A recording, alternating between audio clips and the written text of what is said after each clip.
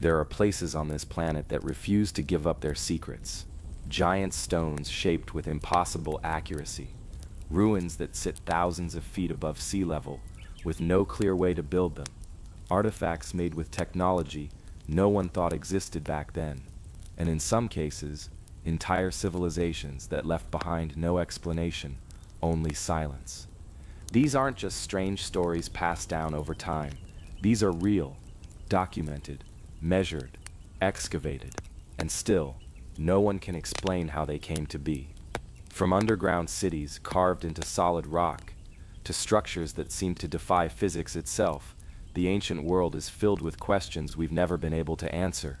So stay with me, because today we're diving headfirst into one of these unsolved mysteries.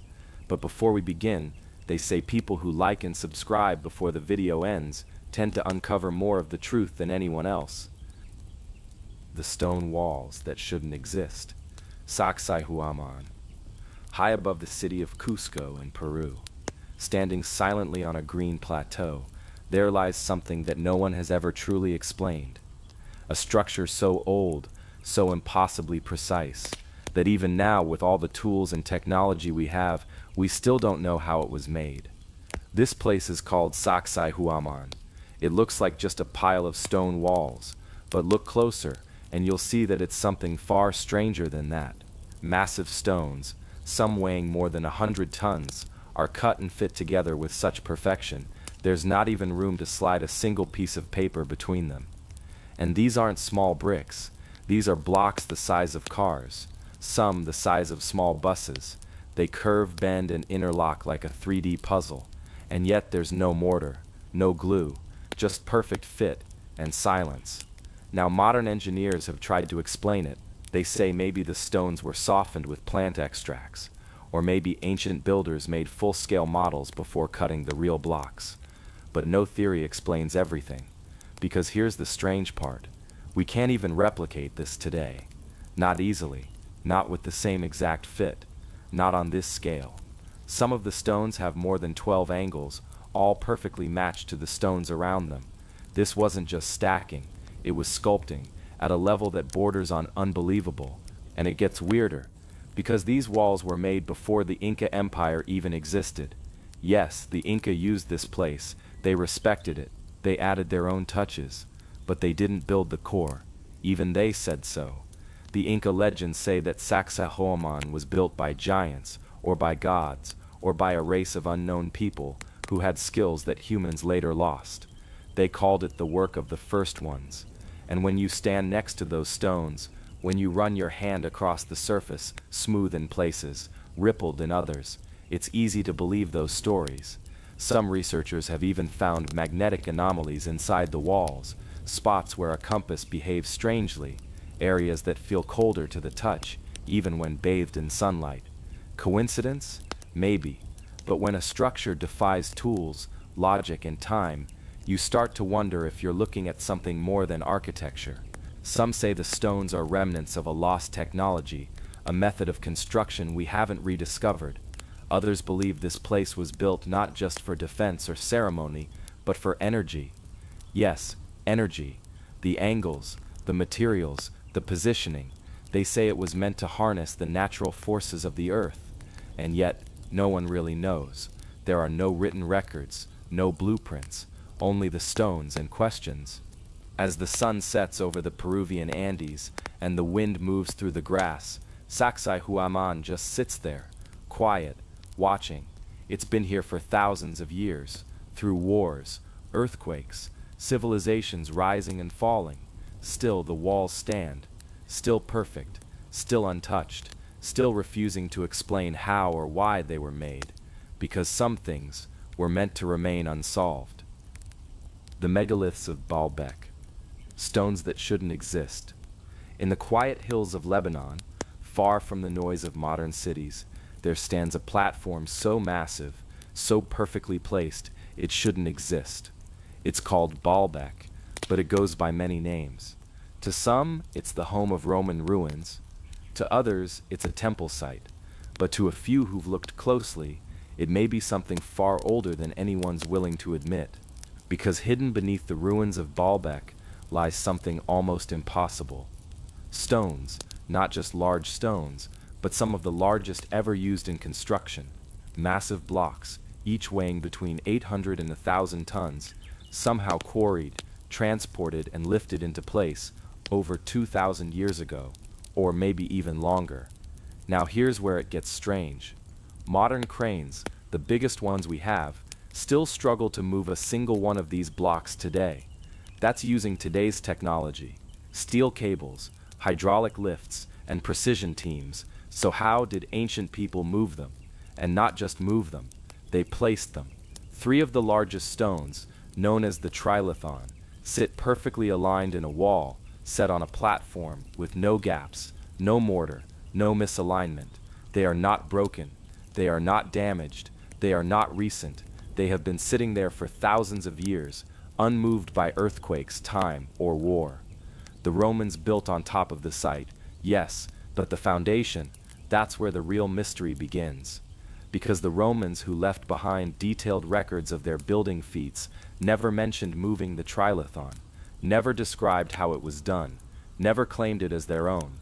Why? If the Romans didn't build the base, then who did? And when?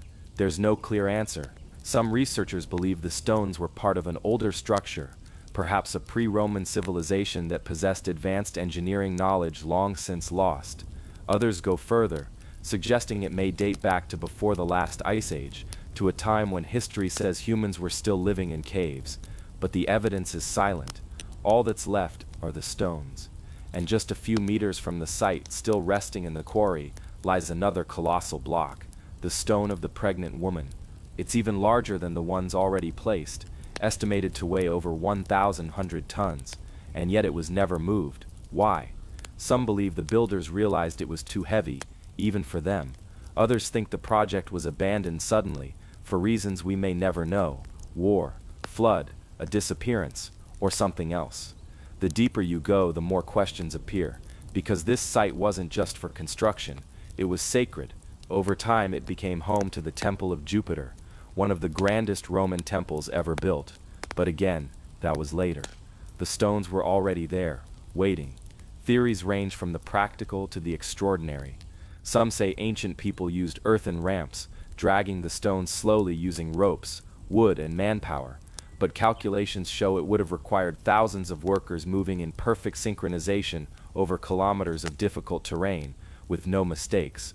Others suggest ancient builders had tools or knowledge we've lost, techniques involving sound, vibration, or magnetism, ideas that still sound like science fiction to most archaeologists. And then there are those who wonder if we weren't the first advanced civilization on Earth, that maybe, long before written history began, there were people or something else capable of doing things we can't explain even now. Whether that's true or not, no one can say. What we do know is that Baalbek's foundation is not normal. It doesn't match anything else from the Roman world.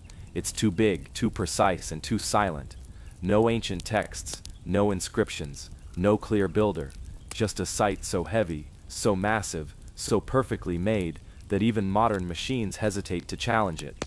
So tonight, as you rest your head, imagine standing before that platform, the cold stones stretching endlessly in every direction, a sky of stars above you, and beneath your feet, the echo of something we've forgotten, something stronger than time, something still holding its place in the earth long after its creators disappeared, and still, no one knows how.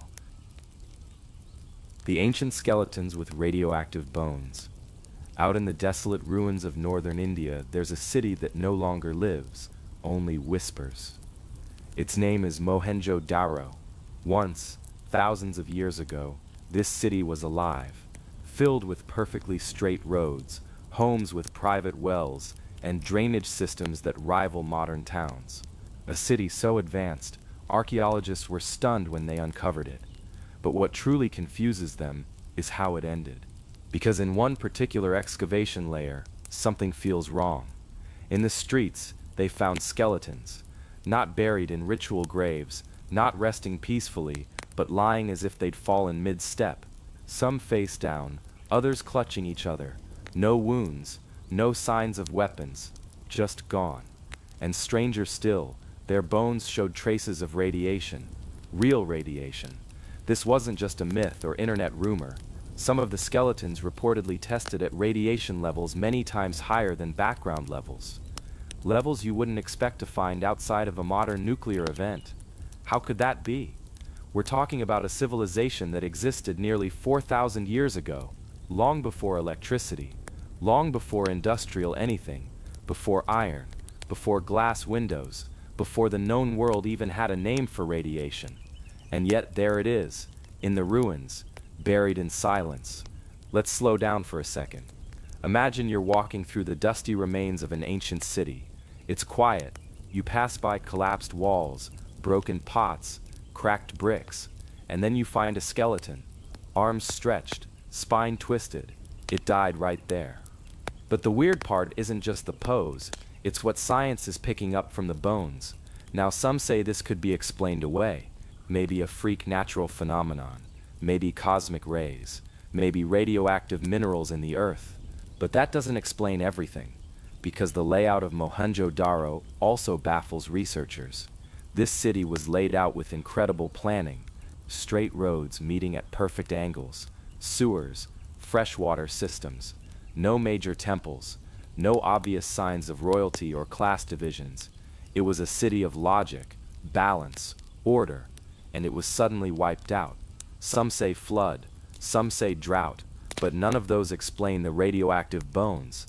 And then the legends start creeping in, because nearby in ancient Sanskrit texts, long before the ruins were discovered, there are stories, terrifying stories of blinding lights, great thunder, and entire cities consumed by fire from the sky. Descriptions that today sound eerily similar to what we'd call a nuclear explosion. The Mahabharata, one of the oldest epics in the world, speaks of a weapon called the Brahmastra, a weapon so powerful it could destroy entire armies. One passage reads, "A single projectile charged with all the power of the universe, an incandescent column of smoke and flame, brighter than 1,000 suns." Is it just mythology? Or were those ancient stories echoing something real, something witnessed? Because the ruins of Mohenjo-Daro tell a story with no clean ending.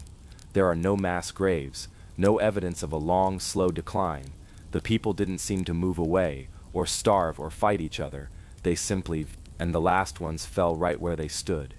Even the architecture around them. Walls melted or crystallized in ways that some say could only be caused by extreme sudden heat.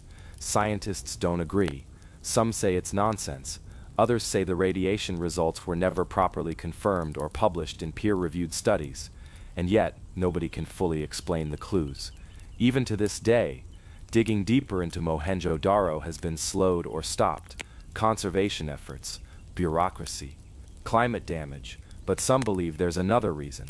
The truth might be too strange to face, because if this was really a planned city from 4,000 years ago, with technology and structure ahead of its time, and if it was destroyed by something still not fully understood, then we may have lost more than a city.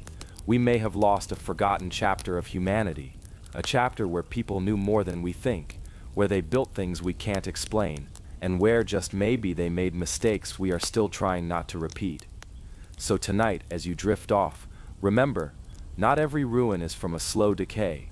Some fall, all at once, and some leave behind questions no one wants to answer. The desert eyes, no one can explain.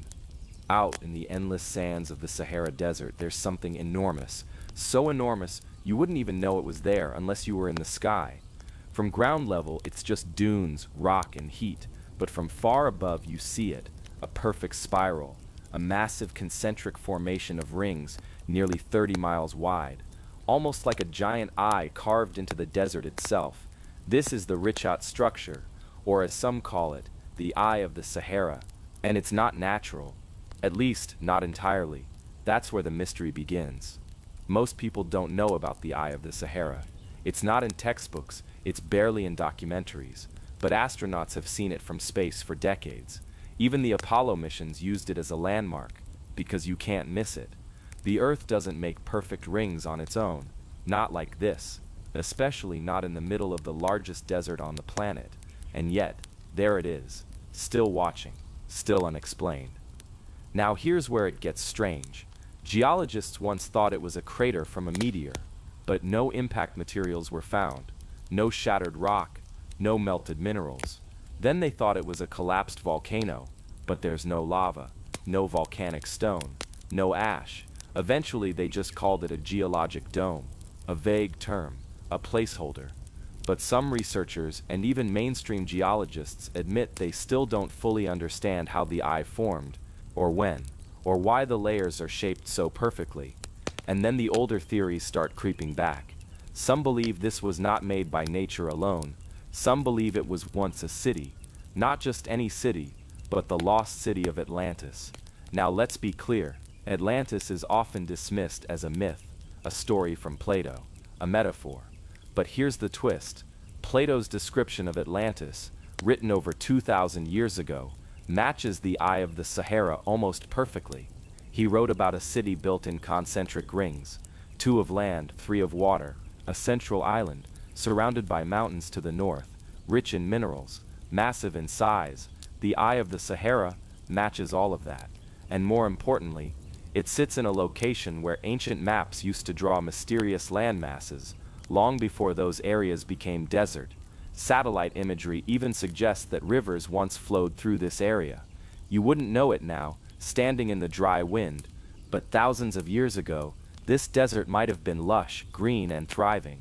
So what happened? Was the Eye once a city? Could a massive flood or shifting of the Earth's crust have erased the land, turning it to sand? Could the ancient civilization that lived there have vanished, their stories only surviving in strange myths? And what about the rock layers? Because here's something else they don't tell you. Some of the layers around the Eye appear eroded by water, deep, sweeping erosion marks. And yet this part of the Sahara hasn't seen real water in thousands of years. Who saw this? Who built it? What happened to them? Nobody knows. There's no solid evidence of buildings, no temples, no walls. But that's what makes it even more unsettling. Because if this really was a city, or even a natural formation that humans once settled around, the lack of physical remnants doesn't mean nothing happened. It might mean something very big did. Entire civilizations can disappear. Not slowly, but instantly. The earth shifts, the weather changes, the land swallows the past, and all that's left behind is an eye in the sand watching us. You can't stand in it and feel its shape. You can't see it from a hill or mountaintop. But if you close your eyes tonight and imagine flying above the earth, far above, where the clouds drift quietly, you might see it. A spiral, a perfect form, a whisper from a time we don't remember. An unsolved pattern, etched into the earth, where answers used to be. The skeletons in the lake that shouldn't be there. In the high altitudes of the Indian Himalayas, nestled over 16,000 feet above sea level, lies a glacial lake so remote that few people ever reach it. It's frozen most of the year. Silent, empty. At least that's what it seems like from a distance. But when the ice begins to melt, when the sun warms the surface just enough, something starts to emerge. Not fish, not plants, but bones. Hundreds of them. This is Rupkund Lake, often called the Lake of Skeletons, a small body of water only 40 meters wide, hiding over 300 human skeletons at its bottom. All of them appear to have died at the same time, and no one truly knows why. The first official discovery came in the 1940s during a British expedition. A patrol stumbled upon the lake and saw skulls and bones rising from the melting snow. At first they feared a massacre, maybe a lost army, maybe soldiers who perished in war. But when researchers studied the remains decades later, things only got stranger. Radiocarbon dating revealed that these people died over 1,000 years ago, sometime around the 9th century AD. But then came the twist. Not all of them died at the same time. There were 2 distinct groups, one from the 9th century, another from the 1800s, and even more mysterious, many of the skulls showed signs of massive blunt force trauma, but not from weapons.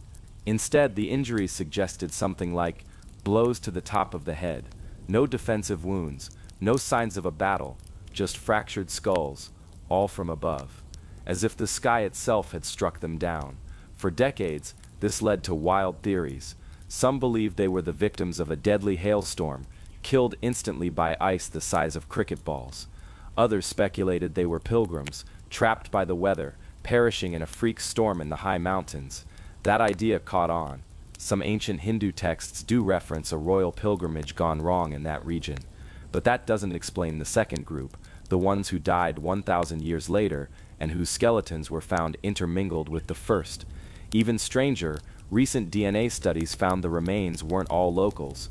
Some had genetic links to the Mediterranean, particularly Greece and Crete, over 4,000 kilometers away. How did those people from so far away end up dead in a tiny Himalayan lake? There are no matching historical records, no carvings or scripts, no consistent oral stories, just hundreds of bones, two groups separated by centuries, and no surviving artifacts that explain why they were there, or why they never left. Scientists have suggested a few ideas. Some say the Mediterranean group may have been part of a larger migration, a lost expedition of explorers or merchants heading through unknown trade routes. Others think they may have been mercenaries, accompanying a royal group on a journey into the mountains. Some even whisper about secret crossings through the Himalayas used by ancient peoples who were mapping routes long before recorded history. But none of these theories explain why they all died in the same place, in almost the exact same manner. The terrain around Ropkund is treacherous. One wrong step can lead to a fatal fall. The weather shifts quickly, often without warning.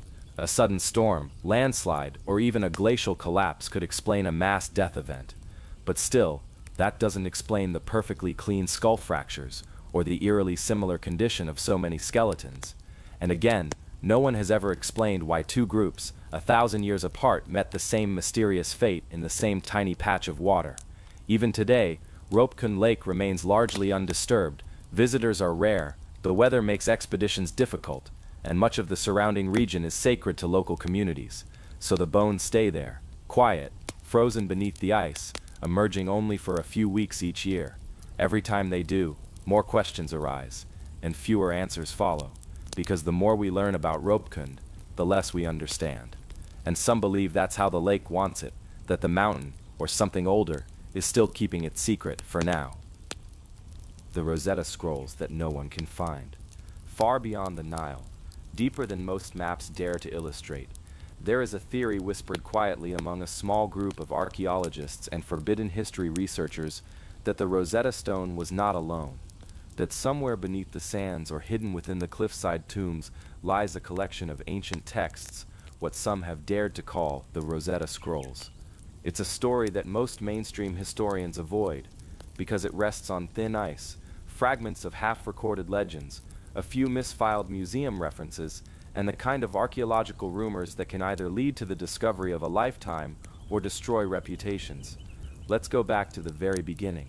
The original Rosetta Stone, discovered in 1799, was a game-changer.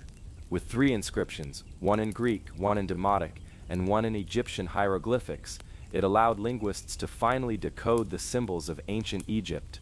Until then, no one had been able to read hieroglyphs for over 1,000 years. But what if that stone was only a summary? In 1837, a French diplomat wrote about a rumor he'd heard while stationed near the ruins of Abydos. According to his local guide, there had once been not 1, but 9 such stones, and not all were stones. Some, the guide claimed, were scrolls written on an unknown material, possibly metal or treated bark. They supposedly contained complete stories, rituals, laws, and the full timeline of Egypt's rise, and maybe even its fall. Nothing ever came of this account. Historians dismissed it as local folklore, but in the 1940s, something strange happened. A fragment of a scroll was found in a private European collection. It was thin, no more than a sliver, but it had both Egyptian hieroglyphs and what appeared to be an early form of Aramaic. The museum that analyzed it went silent. The piece vanished, and the person who donated it, he was never publicly identified. This incident lit a small fire in the community of fringe researchers. For decades, explorers tried to track down more of these alleged scrolls. Some claim to have found partial leads, boxes in old monasteries, symbols etched into desert rock faces, or carvings that didn't match any known Egyptian art. But without clear peer-reviewed findings, none of it stuck. Then came the 1992 Luxor manuscript. It's one of the most controversial documents in underground archaeology, a 23-page notebook allegedly smuggled out of a restricted dig near the Valley of the Kings. containing hand-drawn diagrams of scroll-like artifacts. The descriptions were vivid: thin, dark material coiled tightly, stored inside ceramic vessels sealed with tar. It described texts in 3 languages: hieroglyphic, Coptic, and an undeciphered script that did not match anything known. Skeptics quickly labeled it a hoax, but others noticed odd similarities between the handwriting in the Luxor manuscript and the field notes of a German archaeologist who had vanished under mysterious circumstances in 1954 while excavating a little-known tomb near Dendera. The connections get stranger. In 2007, satellite imaging revealed an unusual cavity beneath the floor of an unremarkable temple structure in Middle Egypt. The chamber, sealed and untouched, lies directly beneath a building that was rebuilt many times over centuries. Due to its alignment, some believe it was deliberately placed to hide something ancient, something older than the temple itself. But Egyptian authorities have refused excavation permits, citing instability in the structure above. They allow surveys, scans, but not digging. Those who've studied the data say the chamber is exactly the right size to hold a cache of scrolls. The position matches the vague location referenced in the Luxor manuscript. But without access, the site remains just another theory. Some researchers, frustrated by the silence from mainstream institutions, have taken their search to digital archives, hoping to trace mislabeled texts. In 2014, a team from Greece claimed to have found an anomalous parchment in the Vatican's private collection. It used 3 scripts, including hieroglyphs, and referenced a key tablet that translates the divine tongue. But within weeks of announcing their find, they retracted it. No explanation, no follow-up. That's become the pattern. Every time someone gets close to what might be one of these missing scrolls, the evidence disappears, or the researchers go silent, or the artifact ends up in private hands, locked away from public study. Now here's where it gets especially strange. There's a recurring phrase in the Luxor manuscript, translated as, "to preserve the memory before the forgetting, to write the dream so it is not lost." It appears in multiple spots. Researchers believe it might be a motto, maybe even a guiding principle behind the creation of the scrolls. And it makes some people wonder, what if the Rosetta Scrolls weren't just copies of official language? What if they were stories of forbidden knowledge, things that certain rulers didn't want passed down, things that had to be hidden in coded language, placed under structures that would survive for centuries, and scattered so they could only be understood together? We don't know who wrote the Luxor manuscript. We don't know if the sliver found in the 1940s was genuine. But we do know this: ancient Egypt produced more writing than any other culture of its time. Countless scrolls, papyri, and stone texts once existed, and yet we only have a tiny fraction. So the idea that there might be more is not so far-fetched, and the idea that some of them were never meant to be found, well, maybe that's why every time someone gets close, the trail vanishes. Maybe that's the point. Maybe the scrolls are doing exactly what they were designed to do: hide, until someone who understands the dream is ready to read it. The silent citadel beneath the salt plains. In the heart of a blistering desert, where wind cuts through the dry air like broken glass, and nothing seems to survive for long, there's a stretch of blinding white land. It's flat, it's quiet, and it almost looks like snow, except it's not. This is the Rann of Kutch in western India, one of the largest salt deserts in the world. But hidden beneath its cracked, crusted surface, something strange has been found, something ancient, buried deep and almost completely forgotten.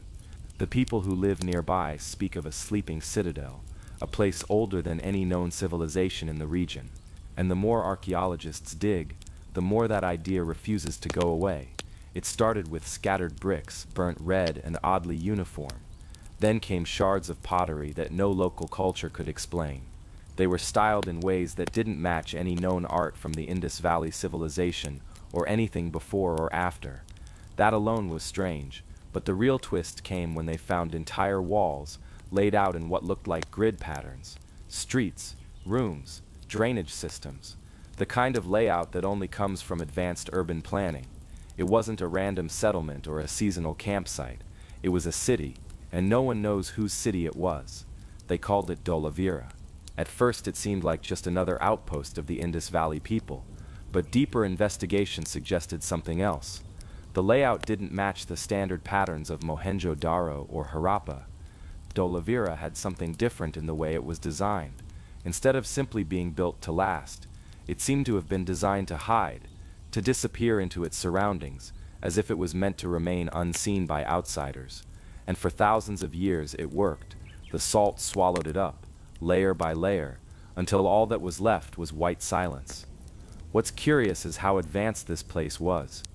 The water systems alone show a level of planning far ahead of their time: reservoirs carved to catch monsoon rains, underground channels, and even filtration chambers.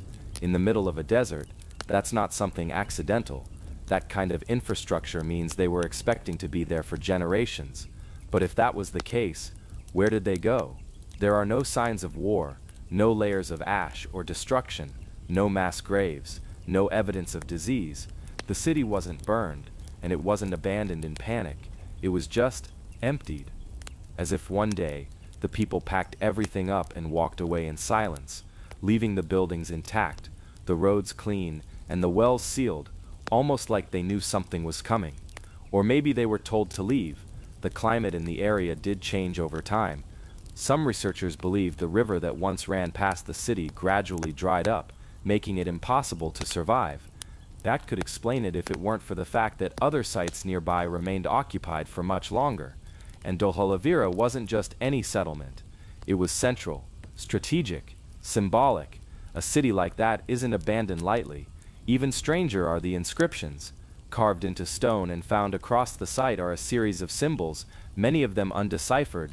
Some match the script of the Indus Valley, but others seem unique. They appear on signboards, bricks, even tools, yet no one can read them. They're the silent voices of a people we've forgotten, calling across time in a language we don't understand. And what's unsettling is that some of the symbols have faint similarities to characters found in places far away from Mesopotamia to Easter Island. Coincidence, or evidence of a global exchange long before our history books allow? The deeper researchers dig, the more bizarre the site becomes. At one end of the citadel, they found what appears to be a stepped reservoir, built with such precision that it could pass for modern engineering. Some believe it wasn't just for water storage. The acoustics of the structure suggest it may have also been a place of ceremony, possibly involving sound or even vibration. There's speculation, still unproven, that certain chambers echo in harmonic tones when filled with water. Was it a kind of ancient tuning space, a temple built to channel resonance? We don't know, but whoever designed it had an understanding of more than just stone and bricks. There's no mention of Dolavira in any known ancient text, no legend, no myth, just silence. It's as if history itself agreed to erase it, but why? Salt is a preservative. It can keep flesh from rotting, hold artifacts in a state of suspension for centuries, but it can also conceal. The Ran of Kutch floods with water during the monsoon and dries up again, forming a hard white crust. That natural cycle has hidden entire layers of archaeology for millennia. Every now and then, something pokes through, shards of tools, half-buried stones, even the ghost of a wall seen only when the light hits it just right. Some locals tell stories. They speak of a city swallowed by the earth after its people broke a sacred law. Others talk about a gate to another world, hidden beneath the salt. But none of these tales are written down.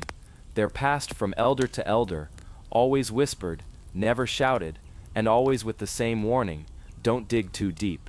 Satellite imagery of the area shows patterns, lines that stretch in unnatural angles, hinting at structures far larger than Dolavira itself. Some researchers believe the city was only part of something much bigger, an entire network of settlements, now buried, waiting, but government access is limited, drones are sometimes restricted, and whenever new scans emerge, they often vanish from public archives not long after. So what are we looking at here? An ancient city, abandoned with no clear reason, technology that defies the expectations of its time, an undeciphered language, geometric planning that hints at lost knowledge, and a desert that seems determined to keep it all hidden. There are theories, of course. Some say it was a forgotten branch of the Indus civilization. Others suggest it was a trading hub for a lost seafaring people, now erased from the records. And then there are the fringe ideas, the ones that speak of advanced visitors, ancient memory keepers, or civilizations that lived alongside ours but stayed in the shadows. But maybe the truth is simpler, or stranger. Maybe there was once a people who built their city to be part of the land, not just resting on it, but blending into it.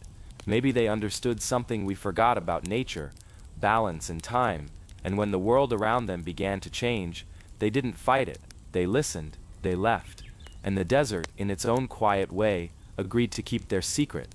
To this day, when the sun sets over the salt plains and the wind goes still, the ground seems to shimmer just a little more than usual. Some say if you close your eyes and press your ear to the earth, you can almost hear it, the soft hum of water running through dry stone, the echo of footsteps long vanished, and a whisper in a language no one remembers, and all it says is, "We were here, and we are not forgotten." The labyrinth beneath the Nile.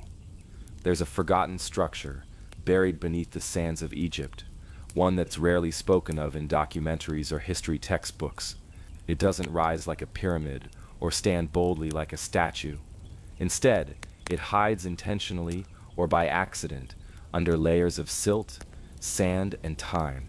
And yet, according to ancient sources, it may have once been the single most astonishing monument in all of Egypt. Not a tomb, not a temple, but a labyrinth massive, mysterious, and nearly impossible to believe. Herodotus, the Greek historian who visited Egypt around 2,500 years ago, described it as a wonder that surpassed even the pyramids. That's not a casual statement. He said it had 12 great courts, an upper structure with 3,000 rooms, and an equal number of rooms below the surface, another 3,000 chambers underground. These weren't ruins when he saw them, they were intact. Massive stone hallways stretched into the distance, walls covered with carvings, ceilings of single blocks of polished stone, larger than anything used in the pyramids. And yet today, no one seems to know where it is. Some say it was a myth, a mistranslation, a story passed through too many hands. But others, including more recent explorers and even Egyptian archaeologists, believe they've already found it. The problem is that it's been buried again, and access has quietly been shut off. In 2008, a group of researchers using ground-penetrating radar surveyed an area just south of Hawara, near the pyramid of Pharaoh Amenemhat III. What they found was stunning, a massive rectangular anomaly beneath the surface, perfectly symmetrical and full of walls, corridors, and chambers. It matched Herodotus's description almost exactly. But shortly after the findings were published, the project was silenced. The radar data was pulled. No formal excavation followed. And to this day, visitors to the area are told there's nothing to see. So what was this labyrinth, and why would it be hidden? Some believe it was never meant to be a tomb or a palace. Instead, it may have served as a kind of ancient archive, a living record of Egypt's dynasties, knowledge, and sacred rituals. The walls, if Herodotus was right, were inscribed with every moment of Egyptian history known at the time. Not just victories and reigns, but astronomy, medicine, engineering, and perhaps even older records passed down from pre-dynastic cultures. But if that's true, then the implications are massive, because it would mean the greatest archive of ancient knowledge isn't stored in any museum, it's underground, sealed, ignored, and potentially erased from public memory. Some believe this structure was intentionally buried, that in a time of war, invasion, or political shift, Egyptian priests or rulers chose to hide their most precious records away. The underground chambers may have been flooded with silt from the nearby Bahr Yusuf Canal, either naturally or by design, and the upper levels, worn down by time, eventually collapsed inward. Over centuries, the labyrinth became part of the landscape, just another rise in the sand. But other theories go deeper. They suggest the labyrinth wasn't just a physical archive, that it had a different purpose altogether. In some esoteric Egyptian writings, there are references to sacred chambers beneath the earth, places where initiates would undergo trials, rooms of darkness, silence, and symbolic death, spaces designed to test the soul, not just protect knowledge. If the labyrinth served this purpose, then it wasn't just a building, it was a spiritual machine, a structure that shaped consciousness, not just stone. Imagine walking into a corridor that seems to loop on itself, no sound, no wind, just walls that echo your breath. The further you walk, the less you feel certain of direction or time. Was it used for meditation, for psychological transformation, or something else, something we no longer understand. If Herodotus was wrong, then it's just a story. But if he was right, then the greatest structure in Egypt may still be waiting beneath our feet. What's odd is how quickly the topic disappears from discussion. Researchers who speak about the labyrinth rarely gain traction. Videos are taken down, articles vanish, and while the region around Hawara remains accessible to tourists, the specific area where radar scans showed the anomaly is now off limits. There's no official excavation planned, no mention of it in government archaeology updates, just silence. There are also earlier accounts. Plouthe the Elder, Strabo, and even Diodorus Siculus all wrote about the labyrinth. And strangely, their descriptions are consistent. They describe a massive complex of rooms and halls, many of them underground, and always linked to the nearby pyramid of Amenemhat III. Some believe the pyramid itself may have been a symbolic key, a marker pointing to the true entrance of the labyrinth, which lies beneath and behind it. But the structure is too dangerous to explore now. It's cracked, eroded, and partially collapsed. The lower chambers are flooded, no official digs are taking place, and yet when you stand nearby, the ground feels different. It's flat, quiet, but not dead. Locals say the earth vibrates there sometimes. Animals avoid the area, and at night when the wind dies down, it's unnaturally still. A team in the 1920s, led by Flinders Petrie, documented parts of the upper structure. He believed he found the remains of columns and stone foundations, but even he concluded that the real structure had been buried long ago, and that what he found was only the surface, and he was never granted permission to dig further. So what's really down there? A forgotten monument to knowledge? An ancient test site for spiritual initiation? Or something older than Egypt itself? Something inherited from a civilization lost even to the pharaohs? There are patterns in ancient Egyptian art that suggest memory of something deep underground. The Duat, or underworld, is described in hieroglyphs as a maze, a place of gates and trials through which the soul must pass. Was this simply mythology? Or was it describing something real, something physical? Modern researchers have begged for permission to excavate the site again, but for now, all access remains blocked. It's not that the technology isn't available. It's not even that funding is the issue. It's simply not allowed. And that makes people wonder, what are they afraid we'll find? Imagine uncovering a room filled with stone tablets, older than the pyramids, describing a forgotten past. Imagine evidence that the dynastic Egyptians inherited knowledge rather than creating it from scratch. Imagine a chamber that rewrites history, not just of Egypt, but of human civilization. That's not science fiction. That's what's been described since the time of ancient Greece. And still, the desert waits. Quiet, endless, blinding. The labyrinth beneath the Nile remains untouched. Just a rumor to some, a whisper to others. But the radar scans are real. The writings are real. And the silence, that's real too. Someday, the sand will move, the earth will shift. And when it does, the stone halls beneath may once again see the light. Until then, they wait. Beneath layers of history, doubt, and secrecy. And if you stand there, just at the edge of the ruins, and listen closely when the wind dies down, you might hear it too, the echo of long corridors under your feet, and a door that's never been opened. The disappearance of the Ubar city, the Atlantis of the sands. Hidden beneath the burning deserts of southern Oman lies a story so strange, so tangled in both legend and archaeology, that even experts aren't sure where fact ends and myth begins. It's a place referred to in ancient texts as Ubar, a city so rich, so powerful, that it came to be known as the Atlantis of the sands. A city said to be swallowed by the desert overnight, never to be seen again. What really happened to Ubar? Was it a trade hub lost to time? Or did something darker cause its sudden disappearance? The earliest clues come from stories passed down over generations.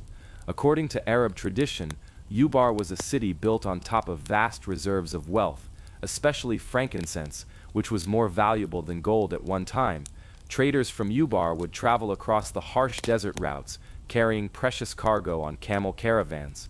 The city became rich, almost unnaturally so, and then just like that, it was gone.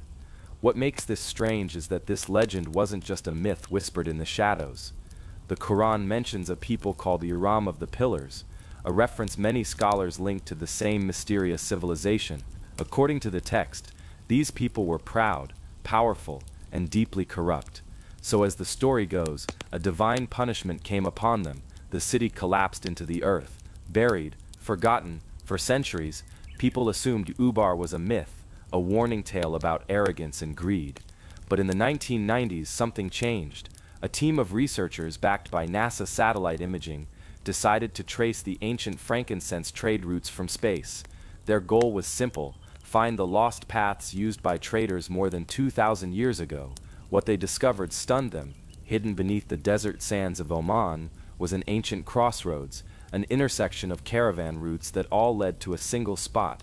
And at that spot, they found the ruins of a settlement buried under sand and rock. Stone walls, collapsed towers, and what appeared to be the remains of a fortress.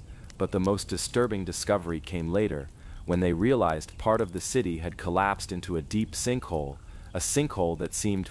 The hole was wide, circular, and deep enough to swallow entire buildings. Around it, the ruins looked strangely intact, as if they'd been pulled inward all at once, not destroyed by slow erosion or battle. Some archaeologists suggested the ground beneath Ubar was made of limestone, which could easily dissolve and collapse if too much weight or moisture weakened it. But even then, why did it happen so suddenly, and why there? One theory suggests that Ubar's people had overused the land. By drawing water and digging deep wells for trade and survival, they may have weakened the very ground their city stood on. Over time, the limestone gave way, and the city literally fell into the earth. Another theory is less scientific and far more unsettling. Some researchers believe Ubar may have been destroyed on purpose, not by natural disaster or divine punishment, but by enemies. Competitors in the frankincense trade may have sabotaged the city's water systems or weakened its foundation with tools, causing the collapse. But this doesn't explain why there were no clear signs of battle, no fire damage, no weapons, no remains scattered in disarray, just silence, just sand. And that brings us to another mystery. Why was Ubar so hard to find for centuries? Unlike other ancient cities, its location was never clearly recorded. No maps marked it. Ancient texts mention it only in passing. Even satellite imagery had to be scanned in high resolution to see anything unusual. It's as if someone wanted it gone, truly erased. No ruins on the surface, no broken pottery above ground, just empty desert. The closer people looked, the stranger it became. One team that entered the sinkhole discovered cave systems and chambers that didn't align with the surface ruins. Some corridors led nowhere, others ended in sudden drops. One team reported the ground beneath them echoing strangely, as if the space was hollow or hiding something deeper below. Even today, the site is closed off in many areas. The Omani government declared the ruins a protected heritage site, and excavation has slowed almost to a stop. Locals believe the land is cursed, that strange things happen to those who dig too deep. There are reports of equipment failing without cause, of people getting lost in broad daylight among dunes that all look the same. Some even claim the sand itself moves at night, reshaping the area subtly, as if trying to hide what lies beneath. But is any of that true? We don't know. Some scientists argue that the so-called sinkhole was nothing more than a collapsed well. Others say the city wasn't Ubar at all, just a way station for trade. But that doesn't explain the references from so many ancient sources. It doesn't explain the strange structure of the ruins. And it definitely doesn't explain why modern scans show underground chambers that no one is allowed to explore. There's even speculation that Ubar predates recorded history. Some fringe researchers think it was one of many pre-Ice Age civilizations that existed long before dynastic Egypt or Mesopotamia. Civilizations that may have vanished not just due to war or disaster, but because of shifts in Earth's environment, cataclysms that wiped them out and buried their memory in myth. If that's the case, then Ubar wasn't just a trade hub, it was a surviving piece of an older world, an outpost of something even more ancient. And the reason it's so hard to find, so poorly understood, is because it doesn't fit into the current historical timeline. It shouldn't exist. And maybe that's the whole point. As the sun sets over the Omani desert, the wind sweeps across empty plains. No signs, no roads, just sand. Yet somewhere beneath those dunes lies the skeleton of a city, its towers crumbled, its people forgotten, its name half erased by time, and still the desert holds it. Maybe the ground will open again someday, maybe it already has, and no one's talking. But one thing's certain, Ubar is real, its disappearance is real, and the silence that follows it, that part is the loudest of all.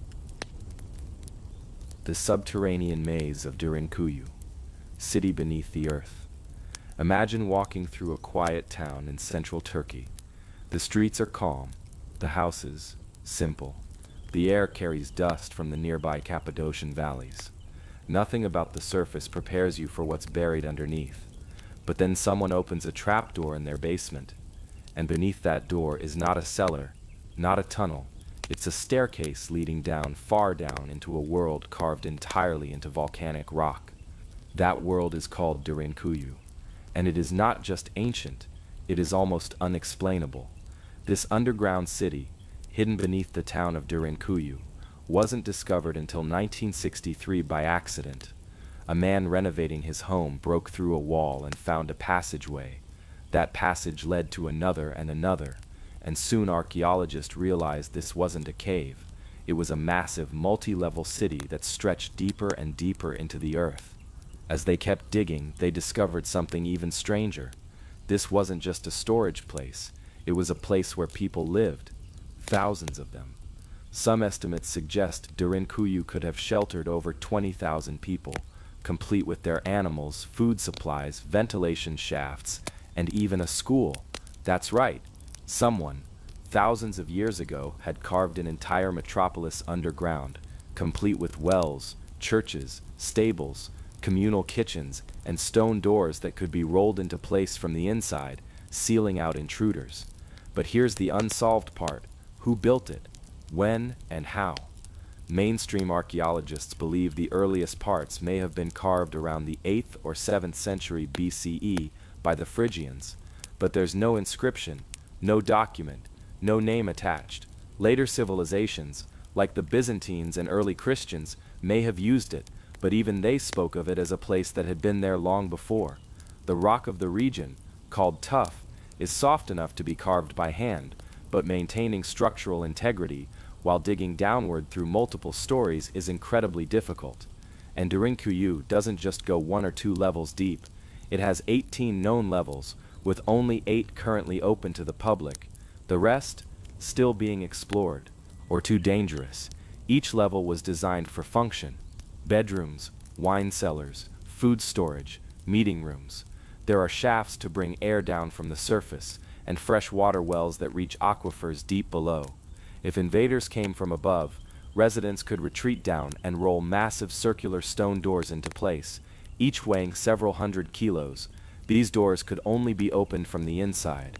But what kind of threat forces tens of thousands of people to live underground? Some believe Derinkuyu was used only during emergencies, during invasions or sieges.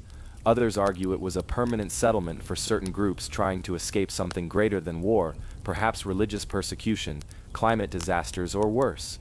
Some even suggest that Derinkuyu was not carved by known ancient people at all, but inherited, passed down from a much older, forgotten civilization, one whose architectural knowledge vanished without record. The engineering is still unmatched. Even today, digging that deep without causing cave-ins requires advanced understanding of geology and ventilation. Yet here it is, silent, cool, perfectly preserved, a full city under the earth.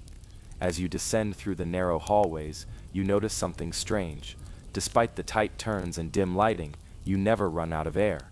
That's because the ancient builders created more than 50 ventilation shafts spread across the structure. They circulate air naturally, moving cool drafts from one level to another. There's even a theory that these shafts were used to communicate between levels using sound, like ancient intercoms. There's another curiosity. Hidden passageways connect Derinkuyu to other underground cities miles away. It's part of an entire subterranean network across the region. Some of these tunnels are wide enough to walk through. Others are too narrow for anything but crawling. Who connected these cities? And for what purpose?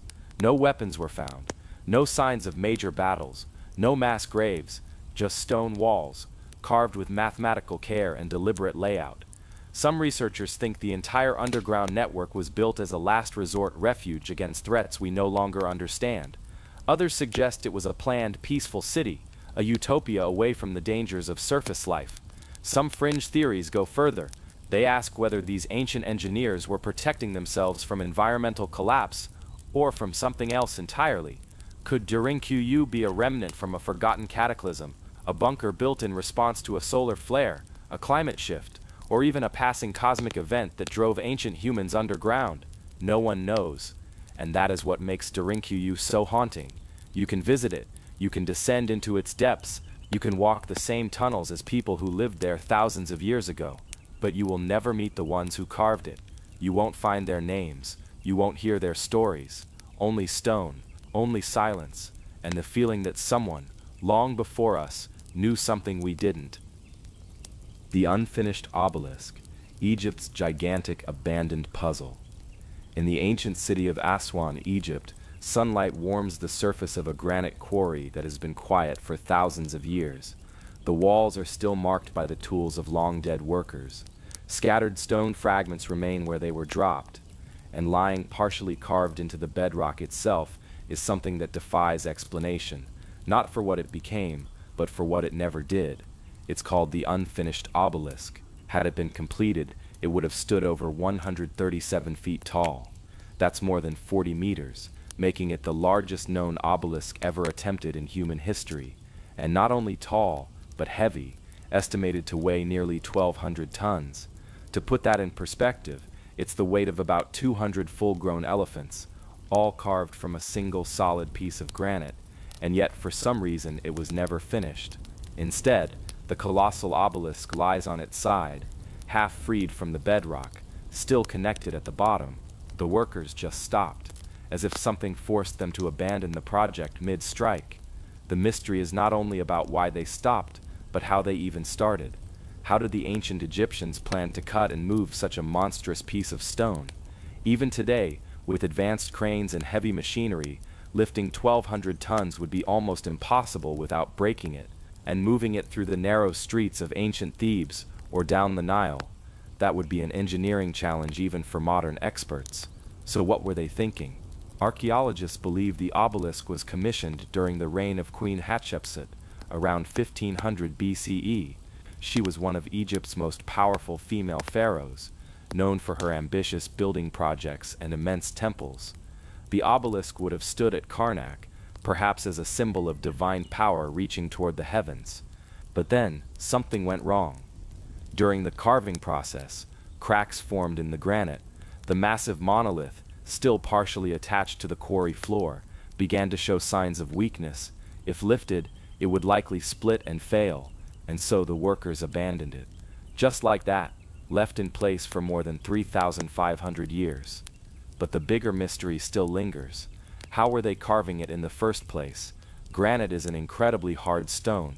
It ranks about 6 or 7 on the Mohs hardness scale. To cut granite, you need tools that are harder than granite itself. Typically, materials like iron or bronze wouldn't be enough. And yet these were the tools available in ancient Egypt. So how did they do it? Some researchers say the workers used a process called pounding, where balls of dolerite, an even harder rock, were used like primitive hammers to break away pieces of granite bit by bit. They would pound the surface over and over, slowly wearing it down. But this method is extremely slow and labor-intensive. For a monument this size, it would have taken decades of constant labor. Others argue there had to be more advanced techniques, perhaps early forms of drilling, or controlled heating and cooling to crack the stone. But no definitive proof exists. And then there's the transportation question. Let's imagine for a moment that the obelisk was completed. It would have to be transported over land, possibly across desert terrain, then floated on the Nile River. But how do you move something that large without wheels, without cranes, and without modern hydraulics? Some suggest the Egyptians used sledges, wooden platforms dragged across lubricated sand. A wall painting even shows this technique in action. But that works for smaller stones. For a 1,200-ton obelisk, the friction alone would destroy the sledges or bury them. So were they just experimenting? Trying something new that never worked? Or were they replicating a method they once knew? something older, passed down from a forgotten era. The mystery deepens when you look at other obelisks from the same period. Many of them were completed. Some were successfully raised and still stand today in Egypt. Others were transported across the world to Rome, Paris, even New York. These are not small objects, and yet their original creators managed it. So why did this one fail? And more importantly, why attempt it at all if they knew the risks?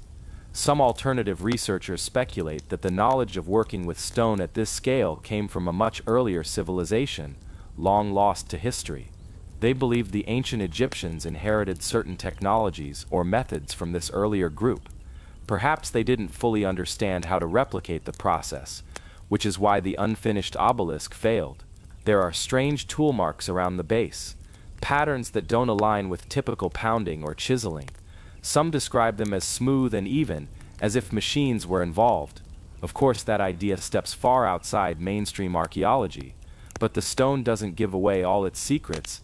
Even in its half-finished form, the obelisk is a monument to ancient ambition. You can walk beside it today. You can stand at its base and see the groove where workers tried to free it from the earth. You can touch the sides, still bearing the scars of the tools used to carve it, but you won't find the answers carved in hieroglyphs. You won't read a note explaining the failure. There is no record, no plan, no evidence of how it was meant to be raised. Only questions and silence. Why was it made? How far did they get before giving up? Did they plan to carve another somewhere else? Or was this the last attempt, a final monument in a dying age of grand stoneworks? The unfinished obelisk doesn't stand like the others. It doesn't tower over temples or point to the heavens. It lies flat like a sleeping giant, forgotten for centuries, only now being examined with modern eyes. And yet it might be one of the most important monuments ever created, not for what it achieved, but for what it reveals. It reminds us that even the greatest civilizations faced limits, that ambition sometimes outran ability, and that the past holds stories not only of triumphs but of failures that still speak to us. The forgotten code of the Ikum monoliths. In the dense tropical forests of southeastern Nigeria, near the banks of the Cross River, lies a field that has baffled archaeologists and researchers for decades. Scattered across the land are hundreds of ancient stone figures known as the Ikum monoliths. Each one stands tall and silent, carved with intricate symbols and faces that seem to whisper of a lost language, a forgotten people, and a purpose no one can fully decode. These monoliths, some reaching up to 6 feet in height, are thought to be over 1,000 years old. But even today, no one knows who carved them, why they were made, or what secrets they were meant to protect. The local people have lived with the monoliths for generations. To them, the stones are simply part of the landscape. Mysterious, yes, but no longer surprising. Yet, when researchers from around the world first encountered the Ikum monoliths, they were astonished by the complexity of the carvings. Each monolith displays a unique design. Some depict human faces with solemn expressions. Others show patterns that look like celestial maps or scripts. There are geometric shapes, abstract symbols, and arrangements that suggest a knowledge of mathematics or astronomy. And still, there is no known written language or oral history that directly explains their meaning. When early European explorers came across these monoliths during the colonial era, they assumed the stones were of relatively recent origin. But radiocarbon dating of the surrounding soil layers suggests they may be over 1,000 years old, possibly much older. That puts them in the same age range as other ancient civilizations that developed writing systems and complex societies. And yet in the case of the Ikum monoliths, there is no confirmed link to any known civilization.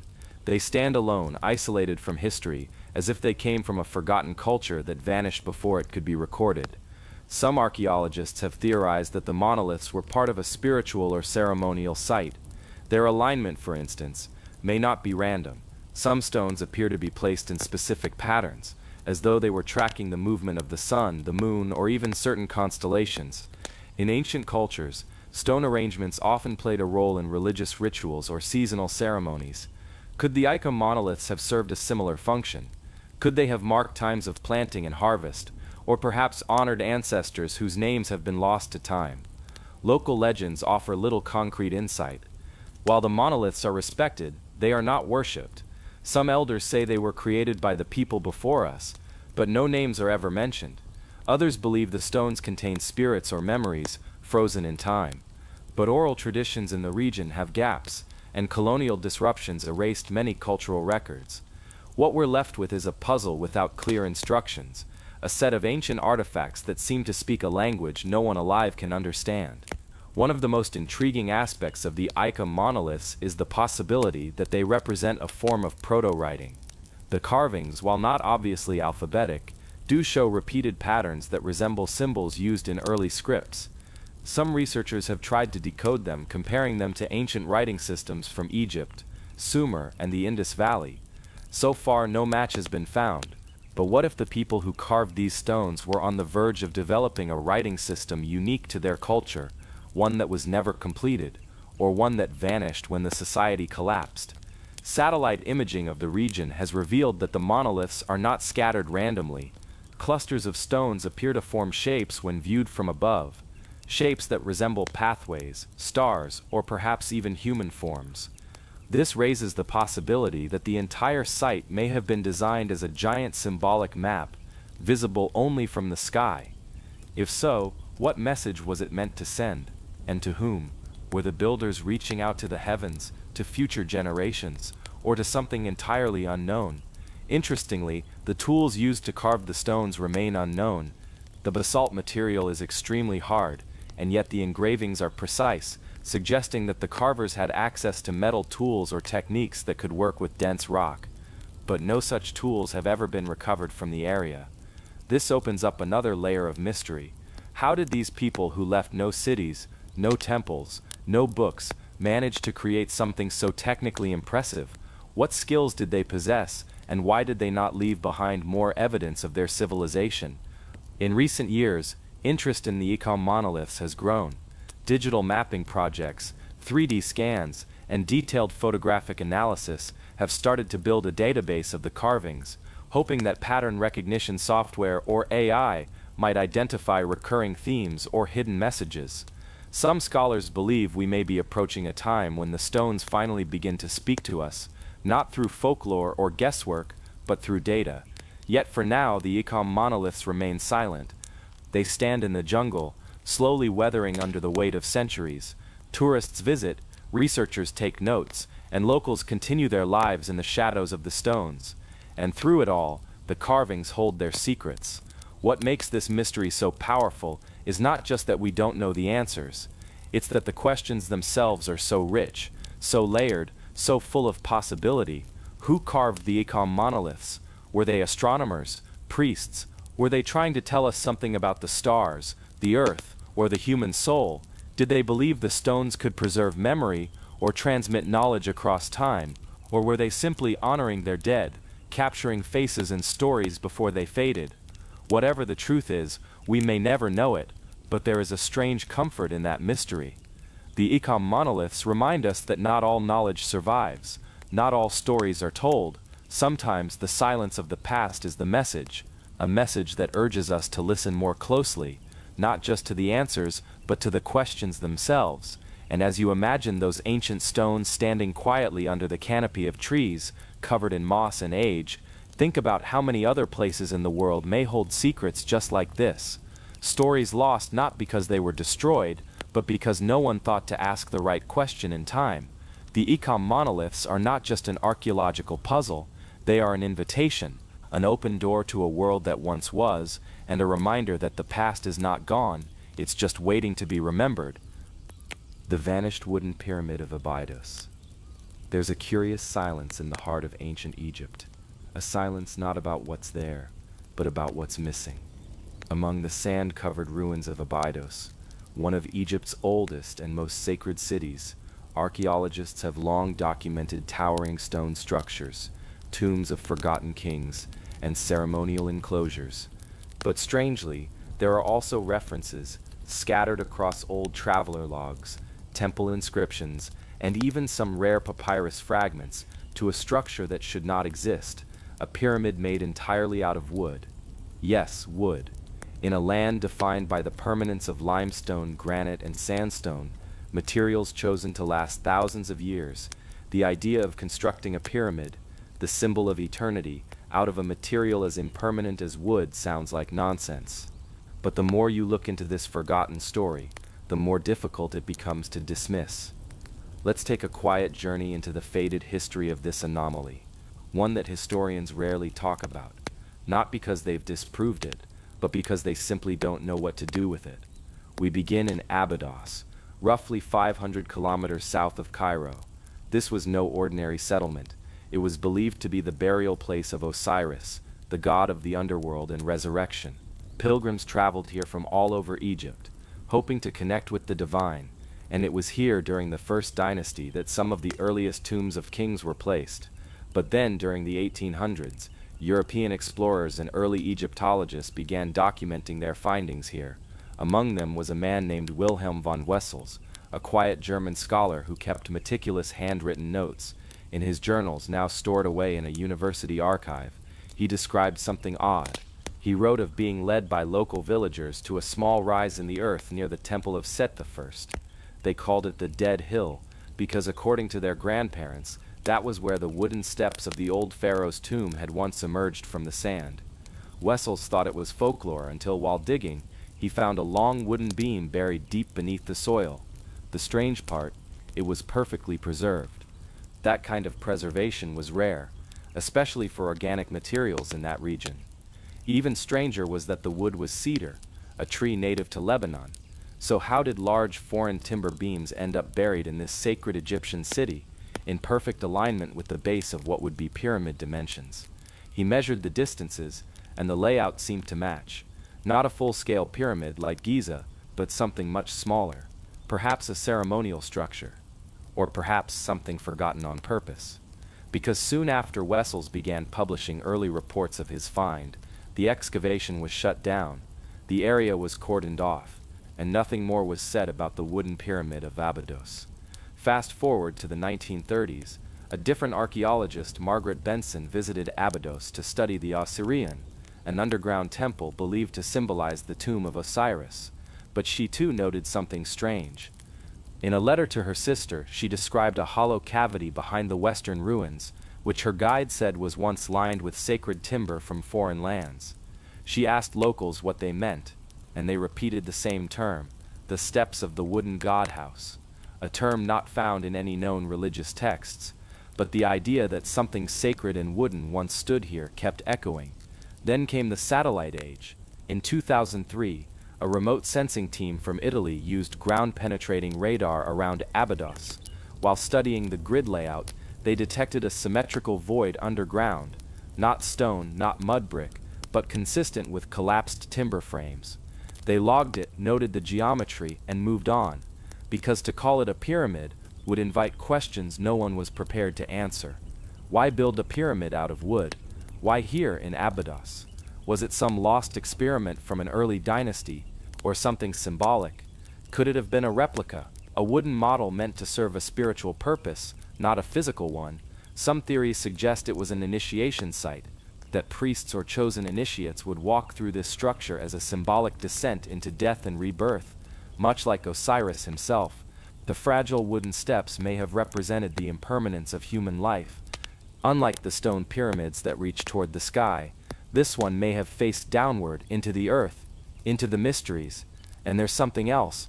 Old Nubian tales passed down through oral history talk of a house of bone and bark, where the dead were taught to walk as gods. One researcher in the 1980s suggested this might refer to Abydos and the wooden structure within it. But again, no one followed up. Why does this story keep disappearing? Some whisper that the wooden pyramid may have been tied to forbidden knowledge, something the early priesthood decided to bury, perhaps a failed religious idea, or perhaps it held beliefs that conflicted with the later state-sponsored version of the afterlife. We'll never know, because no official excavation of the wooden pyramid has ever been publicly conducted. The site remains off-limits. Yet the traces remain, the aligned cedar beams, the symmetrical underground patterns, the repeating local stories, the isolated journal entries from travelers who had no reason to lie. They point to a structure that once stood proudly, and then vanished, not from decay, but from deliberate erasure. And maybe that's what makes this one of the most compelling unsolved mysteries in ancient Egypt. It's not just that something strange might have existed, it's that it was made to be forgotten, a mystery that was silenced. But now, slowly, it's resurfacing, piece by piece. And somewhere, beneath the quiet sands of Abydos, the wooden memory of a vanished pyramid still waits, a structure built not to last forever, but to be remembered by those curious enough to look deeper. The cradle beneath the ice, secrets of the buried Antarctic ruins. Far beyond where the sun reaches, past the southernmost waves of any map we follow, there lies a continent that was never meant to be touched, Antarctica. We know it today as a frozen desert, endless snow, temperatures that can kill in minutes, winds so sharp they can slice through layered gear. But beneath that ancient sheet of ice, 2 miles thick in places, there's something else. Not just rock, not just fossils, but something built.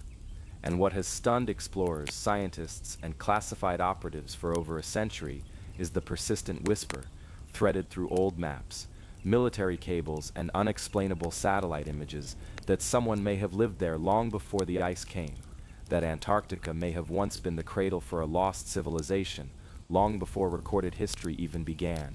Let's go slowly. You might think the idea is modern, but the first spark comes from ancient maps.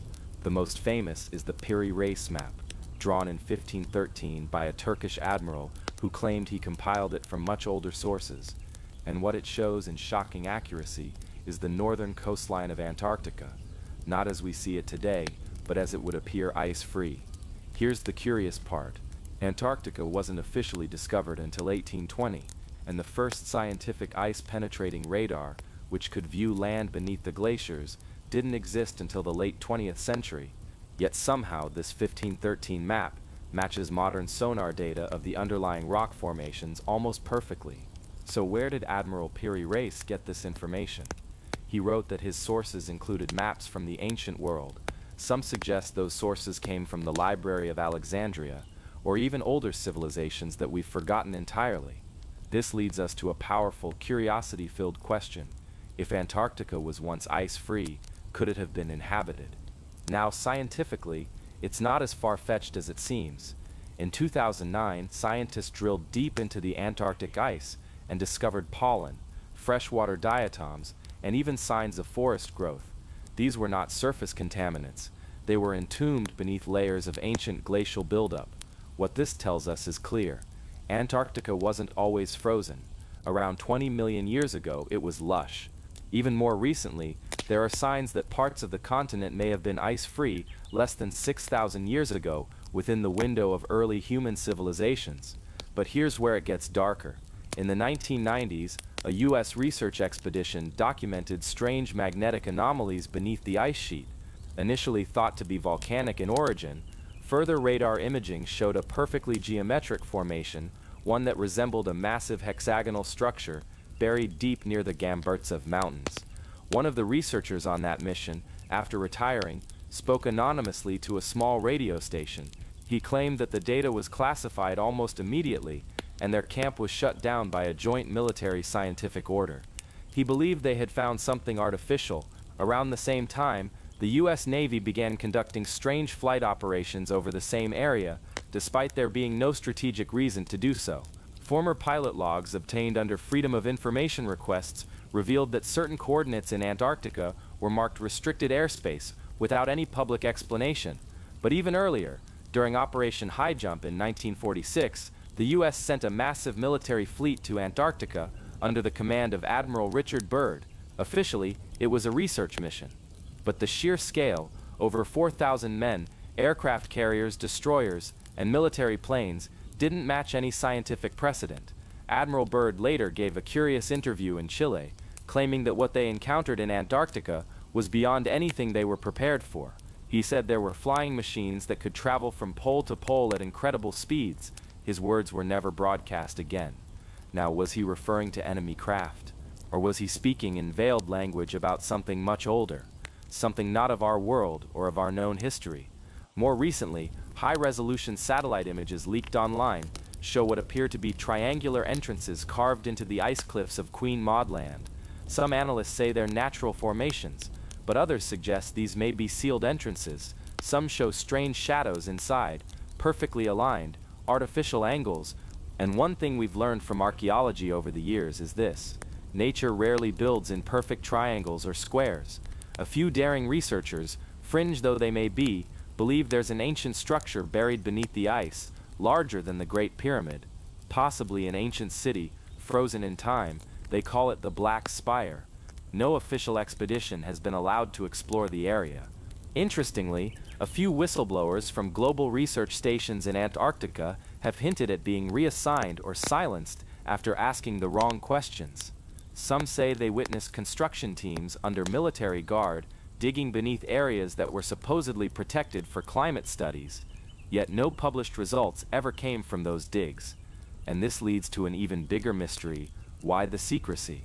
If there's nothing beneath the ice but rock and history, why guard it so fiercely? Why seal off certain areas to even fellow scientists? Why classify weather station data and radar scans? Could it be that Antarctica hides not just environmental secrets, but historical ones? Some researchers propose a bold idea that during a past pole shift, Antarctica was in a temperate zone, and in that forgotten time, a now extinct civilization lived there. A seafaring people, builders, possibly the ones whose knowledge seeded the early myths of Atlantis. And when the shift came, sudden, cataclysmic, it buried everything in miles of snow and ice, preserving it like a frozen time capsule. We can't drill through 2 miles of ice on a whim, but if we ever do, if those efforts that have been quietly happening behind closed doors are someday revealed, we may find structures, tools, maybe even writings untouched by erosion, intact, waiting. Until then, we're left with half maps, silent stories, restricted coordinates, and questions that only grow louder in the cold. So the next time you glance at that white stretch at the bottom of the globe, don't just see snow. Imagine what lies beneath it: an entire city, maybe a people, maybe the forgotten architects of our earliest myths, buried, preserved, hidden by time and ice and silence, waiting for the world to remember. The cave that shouldn't exist. Secrets of the immovable door. Somewhere in the hills of Central Asia, on the edge of the known Silk Road trade routes, there's a story about a cave. No markings outside, no temple nearby, just a cliff face weathered by time and almost forgotten. But the real mystery begins once you step inside. According to a declassified Soviet field report from the late 1950s, a small geological team was dispatched to a region of the Altai Mountains to survey for mineral deposits. During their trek, they stumbled upon what looked like a natural rock overhang, but when one of them stepped closer, the ground vibrated. They entered.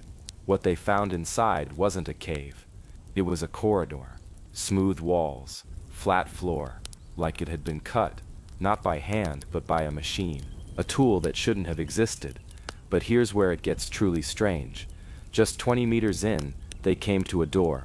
Not a stone slab, not wooden panels, a perfect metallic rectangle, embedded flush with the rock. No handle, no hinge, no seam, just a cold surface that didn't reflect their light the way anything else in the chamber did. They tried to mark it. Metal tools scratched nothing. Hammer strikes bounced off with no sound. It was as if the material absorbed force and light entirely. Then, the vibrations returned, faint, like a hum from deep beneath the earth. Not mechanical, not natural, rhythmic. The door didn't open, it didn't move, but the geologist reported that for just a moment, they could hear a pulse, not with their ears, but in their bones. They left.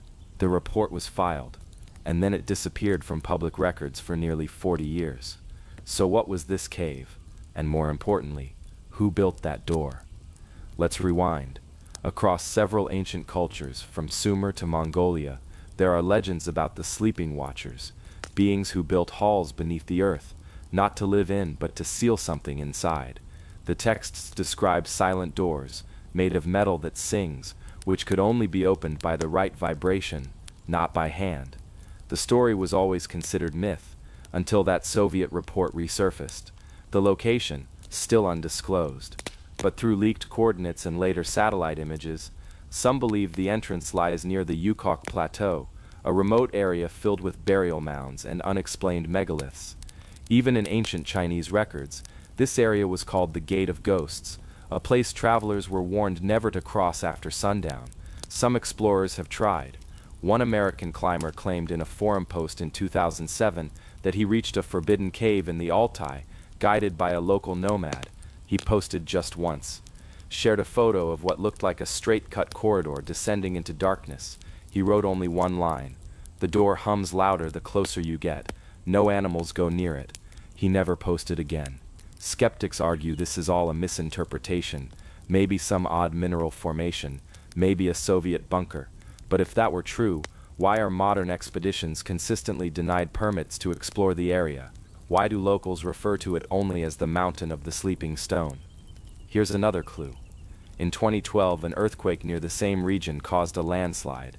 Remote sensors picked up a strange EM pulse from underground, lasting just 17 seconds. It didn't match tectonic activity. Some researchers believe it originated from a buried structure, one with power, some kind of signal. We're left with only questions.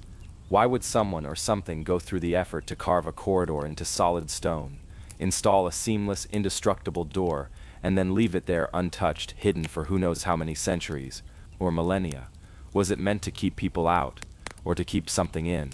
The hum, the vibrations, the lack of response to any modern tools. Some theorists believe the door isn't meant to open in our time, that it's time-locked, only meant to react to environmental triggers like magnetic shifts or planetary alignment. Others, more speculative still, believe it's not a door in the traditional sense at all. They suggest it's a dimensional seal, a locked point between realities, something we cannot even begin to understand with our current technology. And the hum, perhaps not a sound, but a warning. There are more questions. Why is the corridor built underground, in a place where no known ancient culture had the tools to dig straight and smooth into granite? Why has no local folklore ever mentioned people entering the door, only fleeing from it? And why are there reports of animals refusing to go near the entrance, turning away in panic, as if sensing something humans can't? We know that animals sometimes react to earthquakes before they happen. Could they be sensing something deeper, older, unnatural? A sealed door is not just a barrier. It's a message. It says someone knew what was behind it. It says someone believed it should stay closed. And it raises a final, unsettling thought. What if one day the hum stops? What if the vibrations slow and the door responds, not to us but to something returning? Until then, the cave waits, silent, buried in rock and time, the door that does not open, a monument not to memory but to mystery, hidden, humming, and still, beneath the sleeping stone. The vanishing map of the ice wall city. In a government archive in Stockholm, there's a single document kept in a climate-controlled drawer. It's a map, faded, torn, and partially burned, but still legible.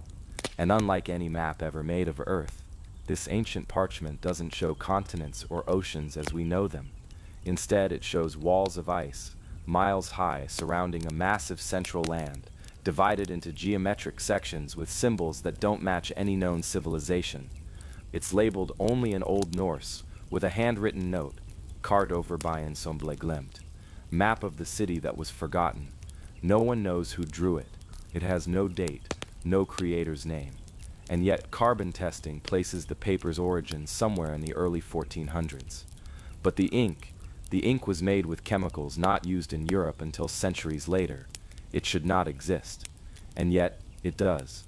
This map wasn't discovered by an explorer or historian. It was found in 1977, wedged behind a false panel inside a wooden cabinet donated to the university. The cabinet had been used for law records, but inside, hidden behind layers of forgotten folders, was this single map, rolled and sealed with a wax emblem, a six-pointed snowflake within a circle. And what it shows is impossible. At the center of the map is a city made of hexagons, perfect tessellating districts, roads laid out in spirals, a central tower taller than anything built in medieval Europe, marked with a sun that never sets. Surrounding this city is what appears to be a wall of sheer ice, not just mountains, but massive vertical cliffs of frozen terrain. And beyond that wall, nothing, or perhaps everything. The outer edges of the map contain hundreds of tiny notations in a language no one can read. Not Latin, not Norse runes, not Greek. Experts tried to decode it for years, believing it might be an invented cipher or a lost dialect. But the symbols change slightly each time they repeat, like a living script that's always in motion. And then there's the temperature. When the map is unsealed from its drawer for study, the surrounding air cools by 2 degrees. Every time. Not dramatically, but consistently. One researcher thought the paper might be releasing old air trapped in its fibers, but lab tests found no chemical cause. It simply makes the room colder, like it remembers the place it came from. Where could a city surrounded by an ice wall have existed? There are legends in nearly every culture about lost polar civilizations. The Sumerians wrote of a land in the far north where the air was thin and the ground shined like glass. The Mayans told stories of a sunlit place where snow never melted. The Norse sagas speak of Utgardar, the outlands beyond the edge of the world, where a forgotten race built cities from ice and starlight, but those were just myths until this map appeared. Geographers have tried to overlay the map's layout onto modern satellite images of Antarctica. While most of it doesn't align, one region in East Antarctica matches the map's curvature with eerie accuracy, a circular depression, 400 kilometers wide, hidden beneath the ice sheet. It was previously dismissed as a natural basin, but the map shows it as a city, a perfectly aligned, geometrically structured city. And then the strange part, the map vanished from public access in 1989. It was last shown during a closed-door academic symposium. After that, it was moved from the university archive to a private storage facility operated by a multinational museum trust. The public was told the document had deteriorated beyond preservation, but an anonymous former employee claimed it had been taken, not stored, sealed inside a vault where ice could not melt. Since then, 3 supposed copies of the map have surfaced online, all of them quickly debunked. The real one has not been seen in decades, and yet every so often someone new claims to have seen the original. Always the same story, that the city on the map was not made for humans, that the ice wasn't a barrier, it was protection, and that when the ice finally breaks, what's inside will return. The deeper mystery isn't just who made the map, it's why someone tried so hard to hide it. The tomb that sealed itself shut. In 1907, deep in the deserts of the Valley of the Kings, a team of archaeologists discovered a tomb that had no right to exist. It wasn't listed in any ancient records. No scrolls, no temple mentions, no myths, but there it was, cut straight into the limestone wall of a narrow canyon, hidden behind a rockfall that looked undisturbed for thousands of years. At first they thought it was just a natural crevice, but when they cleared the rocks they uncovered a perfectly smooth doorway. No carvings, no royal seal, just a single circular stone placed precisely in the center of the door, like a keyhole, but no key. When they finally managed to open the tomb, using levers and pulleys to force the slab loose, they were met with something strange. The air that escaped was warm, not stale, not cool like most ancient tombs. It was as if someone had just been inside, and the scent wasn't one of decay or dust. It was sweet, almost like perfume. Inside, the tomb was shockingly simple. Just a single chamber, square, no columns, but the walls were unlike anything seen in Egypt before. Not covered in hieroglyphs, but in lines of code-like etchings, precise and repetitive, wrapping around the entire room in a spiral pattern. Thousands of symbols, carved into polished basalt, and at the center, lying on a stone slab, was a body, but not mummified. The figure was covered in a strange metallic fabric, thin as silk but stronger than copper wire. The face was obscured by a mask made of a material no one could identify, smooth like glass, but black, reflective, and cold to the touch. And here's the part that kept researchers up at night. The mask was sealed onto the skin. No seam, no clasp, as if it had grown there. The team photographed everything, documented each symbol, sent samples to laboratories in Cairo, Berlin, and Paris. But within 3 days, the tomb closed itself. No joke, no exaggeration. They returned to find the massive stone door back in place. No footprints, no sand disturbance, no human activity, as if the entire thing had never been touched. They assumed it was sabotage, that someone had sealed it to protect the site, but when they tried to open it again, the doorway wouldn't budge. not even with industrial tools. It was fused, as if the stone had melted and re-solidified, perfectly flush. And then, the photographs started to vanish. The team's negatives, blank. The images developed in Cairo, corrupted. The ones sent to Berlin, lost in a warehouse fire. Paris, the courier never made it. 4 different archives, all gone. Only a single sketch remains, drawn by one of the archaeologists from memory.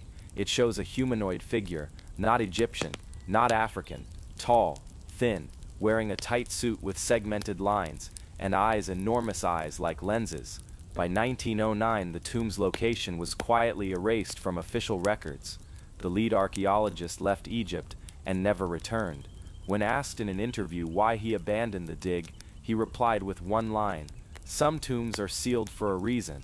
The tomb doesn't appear on any modern satellite images of the Valley of the Kings, not because it isn't there, but because the area around it has been digitally blurred. No explanation, no oversight committee, just a quiet black box on the map. And no, Google didn't do it. The blur exists on independent satellite systems as well. There's a theory now that the tomb wasn't Egyptian at all, that the symbols weren't religious but technological, that the body inside wasn't ancient but preserved. Some believe the tomb was never meant to be found, that it activates when disturbed, that the stone ceiling wasn't a booby trap but an automatic response, a system that still works thousands of years later. A handful of researchers have spent their lives trying to relocate it, following vague notes, comparing journals, even bribing local workers, but every expedition has failed. The rockfall that once revealed the door has been reclaimed by time, covered over, erased by wind and heat. Some even question whether the tomb was real, but too many people witnessed it. Too many accounts match. The sketch, the symbol etchings, the mask, the air, the sudden heat. It wasn't a dream. It wasn't a hoax.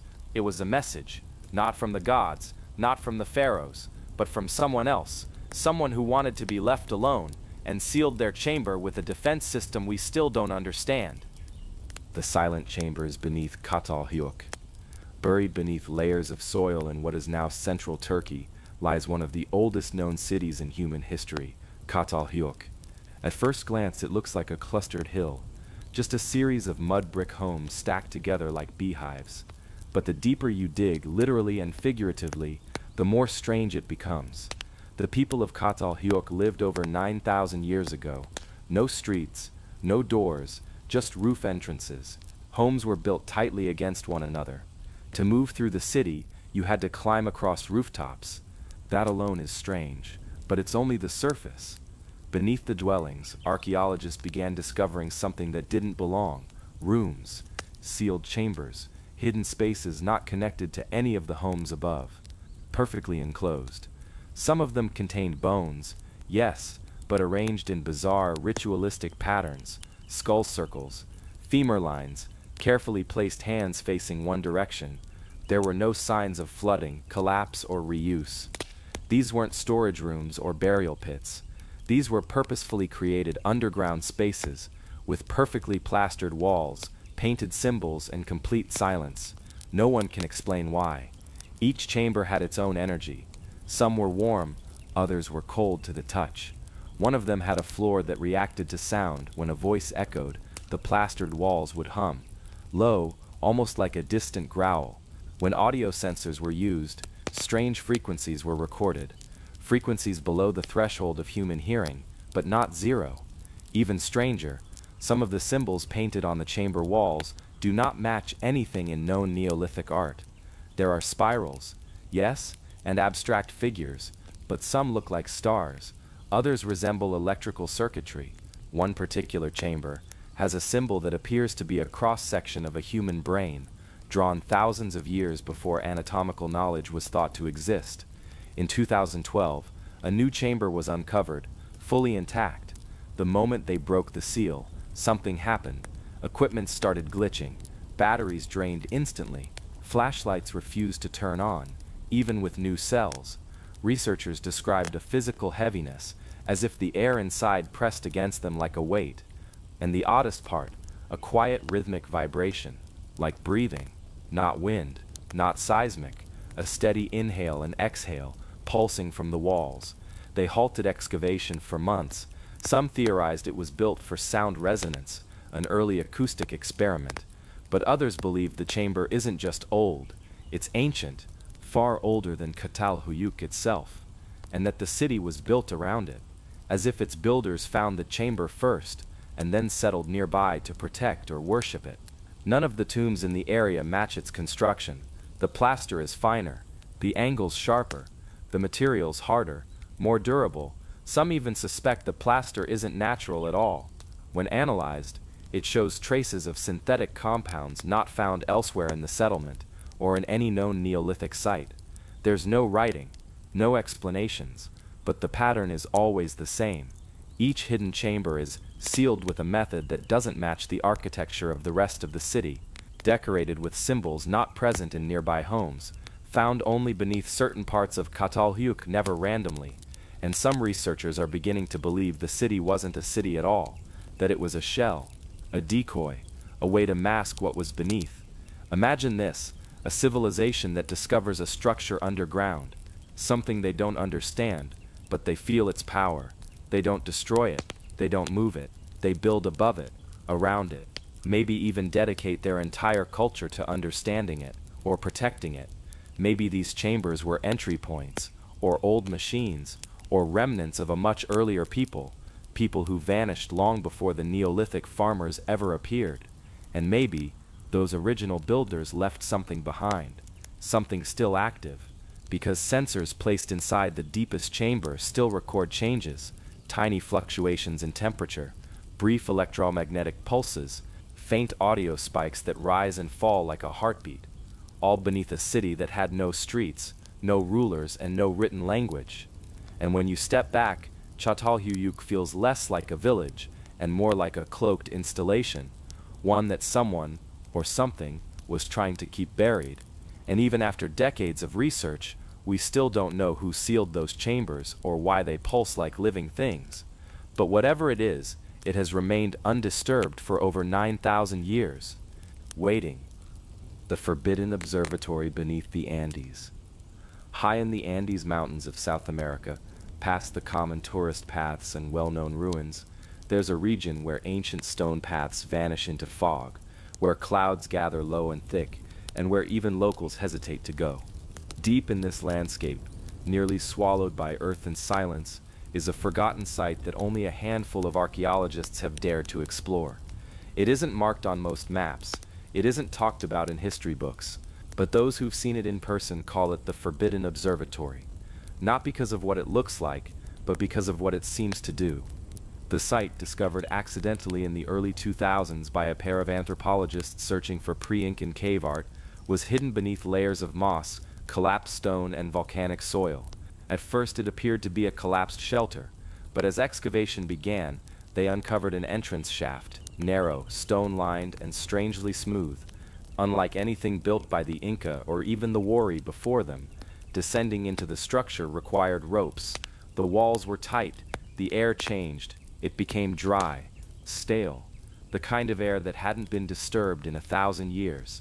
At the bottom of the shaft they entered a chamber, then another, then 3 more, each one circular, each one aligned in a perfect geometric grid. But here's where it becomes something else entirely. The floors were polished stone, not carved but melted smooth. Some had markings, circular grooves, not unlike clock faces. In the center of the largest chamber was a raised platform, not wide, not ceremonial, just high enough to stand on. And directly above it, cut through 20 meters of solid rock, was a narrow tunnel to the open sky. That tunnel pointed at nothing, except during one very specific moment. At exactly 3:33 a.m., twice a year, during the equinoxes, a thin beam of starlight cuts through the opening and touches the platform dead center. The light remains there for 33 seconds, then vanishes. This alone wouldn't be so strange. Ancient cultures aligned buildings with the stars all the time. But here's the difference. This structure wasn't built using known methods. There are no tool marks, no joints, no signs of chisels or carving techniques. The rock appears to have been shaped by heat, not fire, not friction, but something else. Something that softened the stone uniformly, and left behind surfaces that are still reflective after thousands of years. And then there's the sound. In the deepest chamber, even a whisper echoes with unnatural clarity. When you speak aloud, the sound bounces and loops, not off the walls but through the walls, like the stone is alive with vibration. Instruments brought inside registered acoustic patterns that didn't match natural resonance. These weren't echoes, they were tones. Some speculate the chambers were used for communicating with the stars. Others believe the sounds are messages that come from the stars. What makes this even stranger is the lack of artifacts. No pottery, no bones, no tools, no signs of daily life. Whoever used this place didn't live here. They came here for one purpose and left, and then they covered it up, buried it, sealed it. Local legends speak of a place in the mountains where time bends, where light moves strangely, where dreams change when you sleep too close. Some old Quechua stories even refer to a doorway to the sky that no man may walk through twice. The few researchers who stayed near the observatory long-term reported changes in sleep patterns, vivid, repeating dreams. Many of them dreamt of standing on the central platform, looking up, unable to move, while a slow voice counted numbers in a language they couldn't understand. When sleep studies were conducted nearby, brain scans showed synchronized theta waves among people sleeping in different tents without ever hearing each other's dreams. And one of the most unsettling observations, the structure seems to be responding.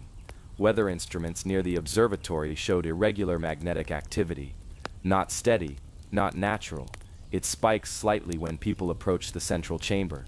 It pulses slightly when people speak, and every equinox the same strange pattern repeats. The light enters, the vibration rises slightly, and then stops again.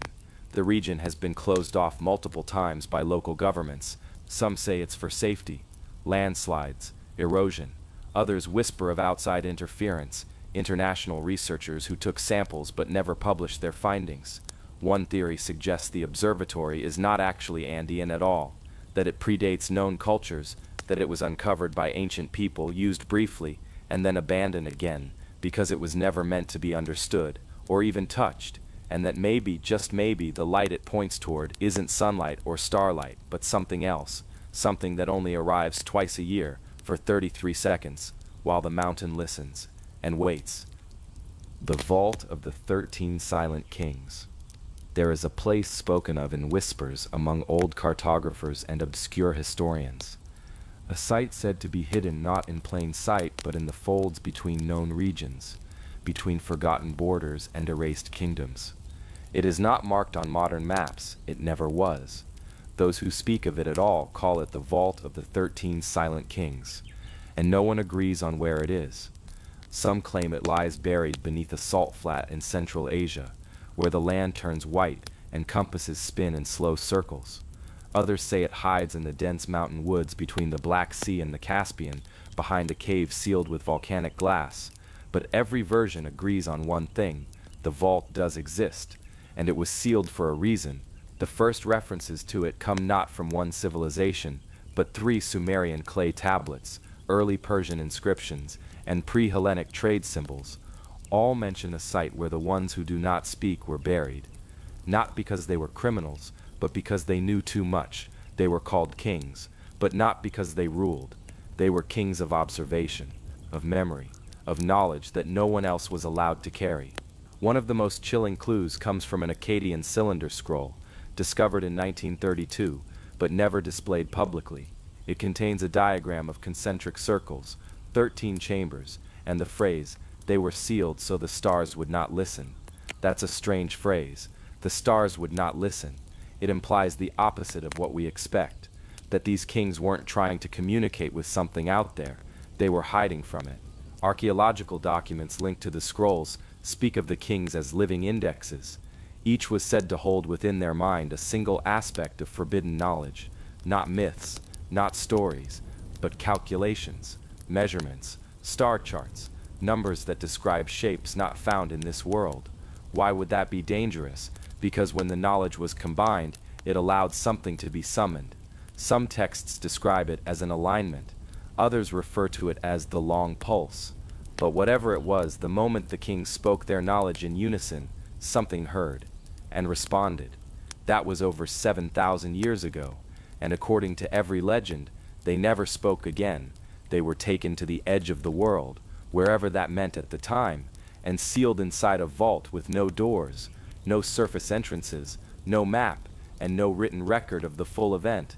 Each culture that mentions it describes a group that tried to find the vault. Each story ends with silence. In 1997, a Russian satellite scanning underground anomalies in Central Asia detected a structure beneath the salt crust of a now evaporated lake. It wasn't natural. It had angles, symmetry, a geometric depth not consistent with erosion or fault collapse. When a small research team was flown in under the guise of a geothermal study, they found an entry shaft, not wide enough for machines, just wide enough for a person to crawl through. They lowered sensors, then lights, then sound detectors. The audio came back strange, not noise, but stillness. Flat, no echo, no depth. That's not what you expect from a stone vault. It's what you expect from perfect insulation. Eventually, one researcher descended. He was never the same. In a debriefed report later leaked to a private archaeology journal, he wrote this: "The chambers are real. 13. Precisely 13. Each is shaped like a hexagon, carved from seamless black stone. The walls seem to absorb light, not reflect it. They are not smooth. They are engraved." But when he was asked to reproduce the engravings, he couldn't. Not because he forgot, but because he physically couldn't draw them. Every time he tried, his hand trembled. The lines came out wrong, as if his mind knew the shapes but something prevented translation. Later scans of his brain showed no damage, but he suffered from recurring episodes of silence, literal silence. He would stop hearing for hours, even though nothing was wrong with his ears. Eventually, he stopped speaking altogether.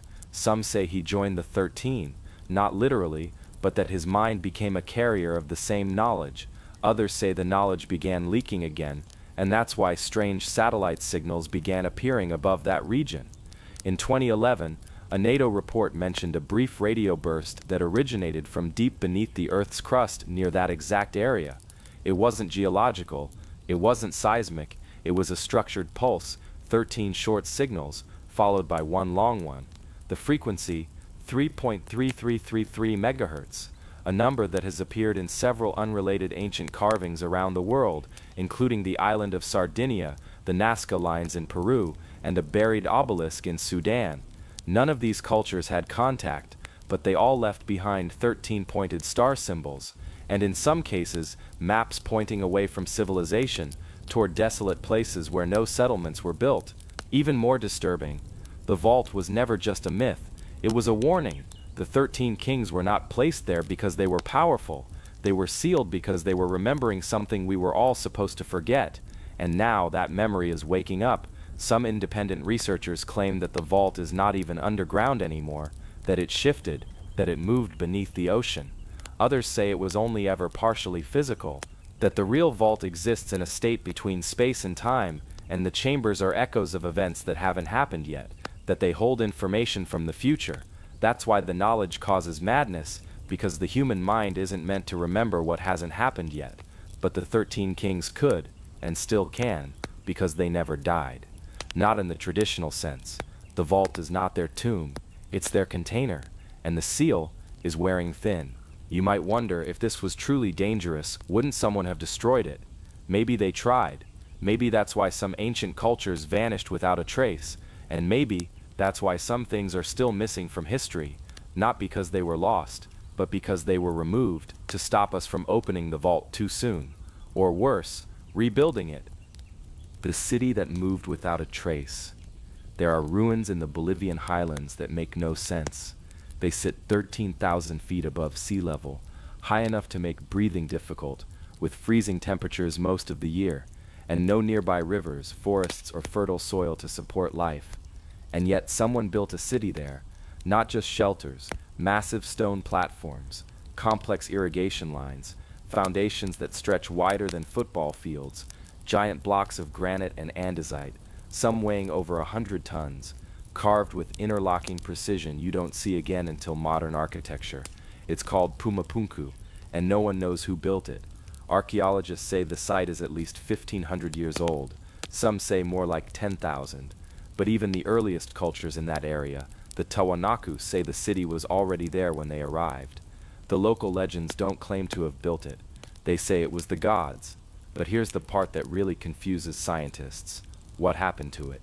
Because unlike most ancient cities which are abandoned gradually, where people leave over time, this one shows no signs of that, no burn marks, no signs of war, no famine, no mass graves.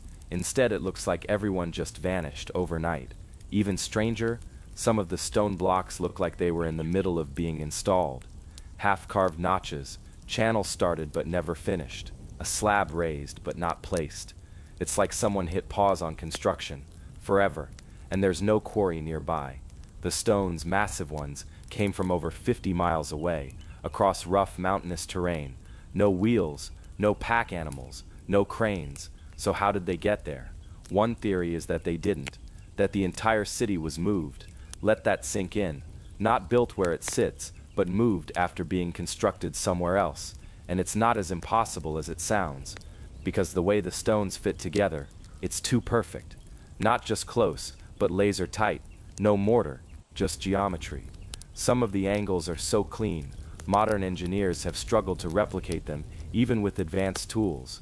Which leads to a controversial theory, banned from many universities and rejected by mainstream archaeology, that Pumapunku was originally a portable city, not like tents or mobile homes, but a civilization that engineered architecture to be disassembled, transported, and reassembled as needed, like a traveling fortress, and they were experts at it.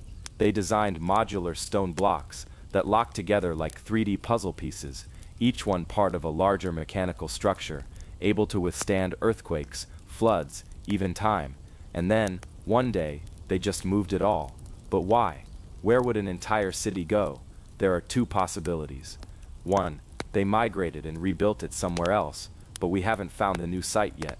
Or two, they moved the city out of reach, not just away, but out of time.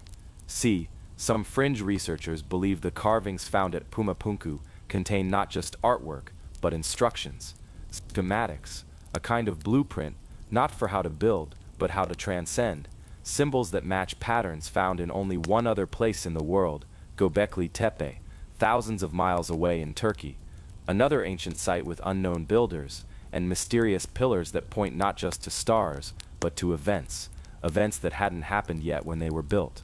Both sites share one strange element, circular enclosures with precise alignments and stone markers that suggest movement, not of people, but of structures. And then there's the missing metal, because at Pumapunku, archaeologists discovered something incredible, tiny copper clamps. These clamps weren't decorative, they held massive stones together, and the grooves where they fit are still visible. But all the clamps are gone, removed cleanly, no damage, as if someone came back just to take them. Why? Because some believe the clamps weren't just mechanical, they were magnetic, or conductive, used to channel something. Electricity, vibration, resonance, not to power the city, but to shift it, to change its location in ways we don't understand. And here's where it gets even weirder. In 2014, an earthquake 200 miles north of Pumapunku revealed something strange underground. Buried beneath the modern village of Calamarca, radar scans found a grid of right angles, regular, deliberate structures made of stone, perfectly aligned to the layout of Pumapunku, as if it had been copied or returned, but no excavation was allowed. The site was quietly closed off, and now it's guarded. Why would authorities block access to buried stone, unless what was buried wasn't supposed to be found? Or worse, it was never supposed to return. So what happened to the people who built the original Pumapunku? Where did they go? Some legends say they didn't go anywhere. They simply stepped sideways, out of sync with our time, into a version of the world where materials obey different laws and buildings don't fall apart, they shift. Not metaphorically, literally. They folded their world and carried it with them. And if the patterns in those stones are true, they may be planning to bring it back, not because they need us, but because we're close to figuring out how they did it, and that's not something they ever wanted us to remember. The ship that was buried before ships existed. In the middle of a quiet desert in Saudi Arabia, far from any ocean, buried under layers of untouched sand, Archaeologists uncovered something no one was prepared for. A ship, not a drawing, not a carving, but the remains of an actual ancient wooden vessel, perfectly shaped, reinforced with metal rivets, sections still intact. And the strangest part, it's older than any known sailing civilization in that region, thousands of years older, before the rise of the Sumerians, before the Nile had pyramids, before Mesopotamia had writing. This ship predates known maritime technology by thousands of years, yet it was built with precision, designed to float, steer, and carry cargo. But how? And why would it be buried beneath a desert? There is no water there, not even evidence that the area was once a shoreline. This is where the mystery deepens, because the wood used in the ship, cedar and acacia, isn't native to the area. It came from hundreds of miles away. Someone had to bring it in, build the ship in a place with no rivers, and then bury it. Or worse, abandon it after the water vanished. But when?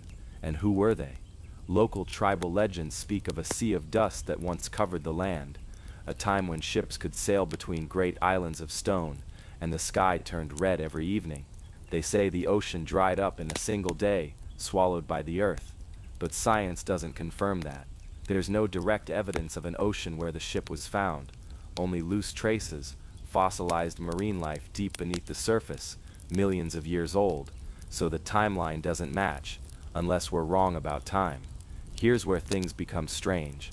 Alongside the buried ship, archaeologists found tools, chisels, nails, fragments of ceramics, all coated with a kind of mineralized dust. Not normal desert sand, but magnetic particles, almost metallic, like the kind found in certain meteor impact zones. There's no crater nearby, but the dust is real. It clings to everything. Some geologists believe it came from deep underground, forced up during a violent tectonic shift. Others think it came from space. But what does any of that have to do with a ship? That's the question that's gone unanswered for over a decade. Until recently, a researcher scanning satellite data noticed a faint line in the desert floor, a long winding channel, barely visible, but it ran for over 70 kilometers. It connected the site of the buried ship to an ancient dried basin, possibly once a shallow inland sea. It's faint and heavily eroded, but it lines up perfectly, almost like a forgotten river, not a modern one, an ancient water route, lost beneath millennia of dust and stone. So now the question becomes, were there once civilizations sailing these forgotten waters? And if so, where are their cities? Because a ship this advanced doesn't appear out of nowhere. It was built by someone who understood balance, weight, water flow. It had a carved keel, smoothed hull, and even evidence of a mast, possibly a sail, which means wind navigation. And that alone shatters the timeline of what we thought humans were capable of. But here's where the story twists again, because etched into the side of one wooden beam was a symbol. Not writing, not a logo, a symbol shaped like a spiral within a triangle, with dots surrounding it. It doesn't match any known ancient alphabet, but it does appear identical in two other places. Once on a stone wall at Göbekli Tepe in Turkey, and once deep inside a cave in coastal Peru. Two locations that should have no connection, and yet the symbol is the same. What was it? A marker? A signature? Or a warning? We don't know, because as soon as the discovery made headlines, something strange happened. The site was shut down. Officially, the reason was environmental protection, but unofficially, teams were pulled out, photos were scrubbed, and the few samples taken were never made public. Some whistleblowers claimed private corporations stepped in, quietly funding the excavation and locking down the area. One researcher leaked internal documents suggesting the ship wasn't the only object found. Apparently, scanning equipment detected other anomalies, cylindrical shapes, arranged in a line beneath the sand, like cargo, still sealed, still buried, and possibly not of wooden origin. That's all we know. No one's been allowed near the site since. But the mystery hasn't faded. If anything, it's growing. Because what does it mean if our ancestors weren't just walking, but sailing across vast inland seas, thousands of years earlier than we believed? And more importantly, where were they going? Because ships are tools of travel. They're meant to reach something, a destination, another shore. And if one ship was left behind, What if others made it? What if they crossed into places we've yet to rediscover? And what if those ancient roots are not entirely gone, just buried, waiting, like messages in a bottle, sealed beneath a desert that shouldn't hold ships at all? The forgotten city buried beneath the ice. Deep beneath the southern ice sheet of Antarctica, where no permanent human settlements exist and the cold is enough to shatter metal, a discovery was made that never reached the front pages. It happened quietly, a blip on a research radar, a strange reflection that didn't match the ice or the stone beneath it. At first, scientists thought it was an error, a glitch in the remote sensing satellite's imaging data. But as they reviewed older scans from decades past, they realized something strange. The anomaly had always been there, always hidden under nearly 2 miles of solid ice, and it wasn't a natural shape. It had angles, corners, patterns that didn't belong to geology. As the curiosity grew, international teams proposed expeditions, hoping to reach the site, but the conditions were nearly impossible. Winds reached over 200 kilometers per hour, temperatures plunged below -80, and worse, the ice was shifting constantly, with hidden crevasses that could swallow entire vehicles. Still, after years of preparation, a private research team finally made it, equipped with advanced drills, ice-penetrating radar, and enough supplies to survive for months in total isolation. What they found has never been fully released to the public. What we do know comes from a few leaks, satellite data that briefly appeared on open-source platforms before being removed, whispers from former researchers who spoke under pseudonyms, and one grainy image that still circulates in obscure forums to this day, a photograph showing what appears to be the top of a vast symmetrical structure poking through the ice. Not a rock formation, not a glacier cave, but a roof, possibly a dome, covered in carvings unlike anything seen on Earth. The carvings weren't random, they were organized in a sequence, some symbols repeated in a spiral, others in perfect rows. According to linguists who studied the leaked image, the designs didn't resemble any known script, but some showed superficial similarities to symbols found in the oldest known civilizations, like the Indus Valley, and even early Chinese oracle bones. But how could a structure, possibly an entire city, exist beneath Antarctica? The continent has been frozen for millions of years. Or has it? Because that's where this story takes a darker turn. In 1995, a declassified CIA document confirmed what some scientists had long suspected. Antarctica may not have always been in its current position, due to something called crustal displacement, a theory that suggests the entire outer shell of the Earth can shift rapidly. The continent might once have been located thousands of miles further north in a temperate zone, not covered in ice, but green, habitable, and alive. This theory isn't mainstream. It's often dismissed as pseudoscience. But maps like the Piri-Reis chart, a 16th century map that shows the coast of Antarctica in stunning detail, centuries before it was officially discovered, continue to raise questions that no one can fully answer. How did a map from the 1500s depict land features buried under ice that wasn't supposedly explored until the 20th century, unless someone saw it ice-free?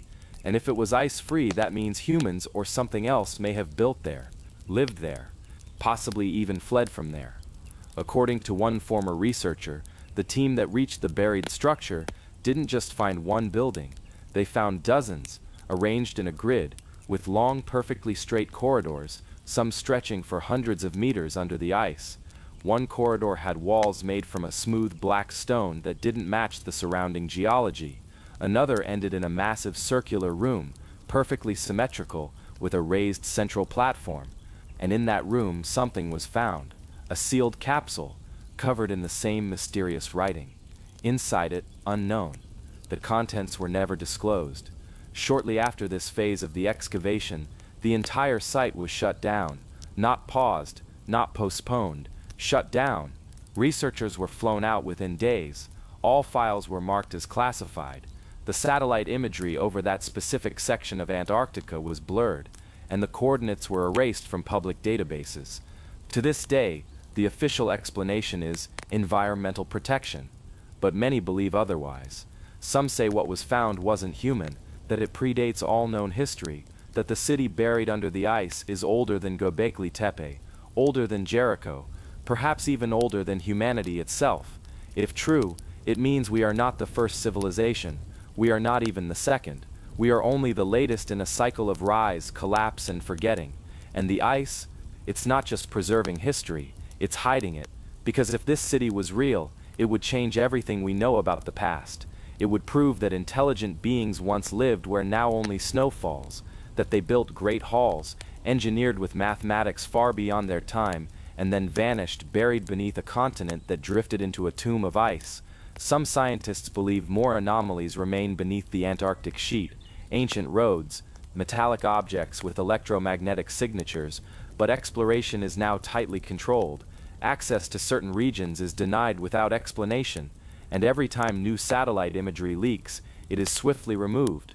Still, the idea refuses to fade, because mysteries like this have a way of surviving, not just through whispers and rumors, but through our own deep sense that the world we know is only a fraction of what once existed, a glimpse, a broken page from a much older book, and somewhere beneath the endless white silence of Antarctica, more pages are waiting, buried, frozen, not gone, just hidden, waiting for someone to find them again.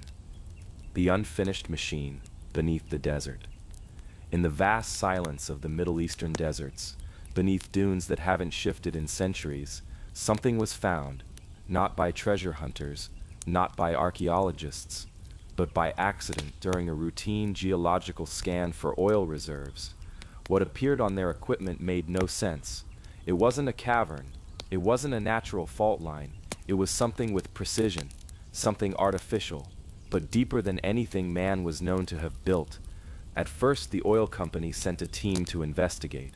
What they found left them speechless. Nearly 150 feet below the sand was an opening, a perfect ring carved into solid bedrock. Around it, evenly spaced indentations, like grooves in a gear. The workers who descended into the chamber were the first humans to step inside in perhaps tens of thousands of years. And what they saw was not a tomb, not a temple, but a mechanism. Massive stone arms radiated from the central shaft, each arm connected to smaller gear-like protrusions embedded in the surrounding walls. Everything was carved from a single type of stone, not local limestone or sandstone, but something harder, denser, dark gray, almost metallic in appearance. And yet it wasn't metal, it was something else, something unknown. Even stranger, there were no carvings, no inscriptions, no symbols to identify who made it, when, or why. But the entire structure was arranged with such mathematical precision that one geologist compared it to the inside of a clock, except this clock was larger than a two-story building and completely buried beneath a desert with no known civilization ever recorded in that region. And that's when the real questions began. What was it for? Why was it underground? And most of all, why was it unfinished? Because one section of the machine, the fourth arm, was clearly incomplete. The arm ended in a rough, chiseled edge, as if someone had been working on it, and stopped. Tools were found nearby, not metal ones, but strange fibrous implements preserved in airtight compartments, similar to modern carbon fiber, but completely organic in structure.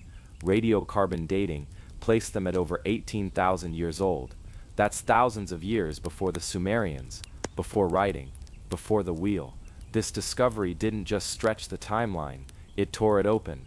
Because what the team had uncovered wasn't simply old, it was advanced, beyond comprehension. And then something even stranger happened. One of the workers, trying to document the layout with a laser scanner, noticed something strange in the data.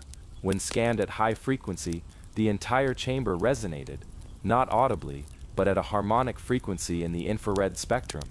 It was as if the structure itself was designed to vibrate, and with that vibration, something shifted. Dust fell from the ceiling. A crack appeared in one of the stone arms. And deep beneath the central ring, they heard a sound, a slow rhythmic echo, almost like breathing. After that, everything changed. The oil company shut down the site. The entrance was filled with sand. The documents, scans, and samples were seized by authorities. All team members were required to sign non-disclosure agreements, but fragments of the story still got out, through forums, private blogs, emails sent anonymously to journalists who didn't know what to do with them.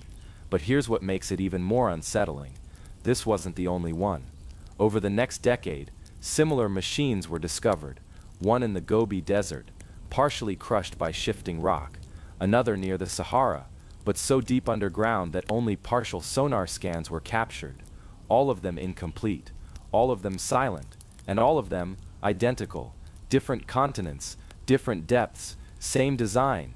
No one knows who built them, no one knows what they were meant to do, but some believe they were connected, not machines in the way we understand, but perhaps stabilizers, generators, or worse, locks, holding something in place, or keeping something from emerging. And if they were unfinished, did the builders run out of time, or did something happen that forced them to abandon their work? Many researchers now believe our current understanding of the past is only a fraction of what really existed, that we are not the pinnacle of civilization, but merely the survivors of an unknown history, one that spanned the globe, one that reached levels of engineering and design we still can't replicate. The strange resonance detected in the chamber beneath the desert is still unexplained. Some think the vibrations were meant to interact with planetary harmonics, subtle frequencies that ripple through the Earth's crust, like tuning forks or signal transmitters. But what signal were they sending, or receiving, and to whom? One final note. Before the site was buried, one last scan was conducted, this time using ground-penetrating radar across the surrounding 5 kilometers.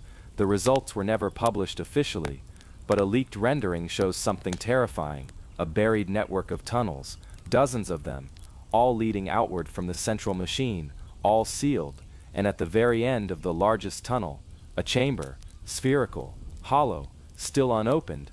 No one knows what's inside, and maybe that's for the best, because some mysteries weren't meant to be solved, some machines weren't meant to run, and some doors were never meant to open.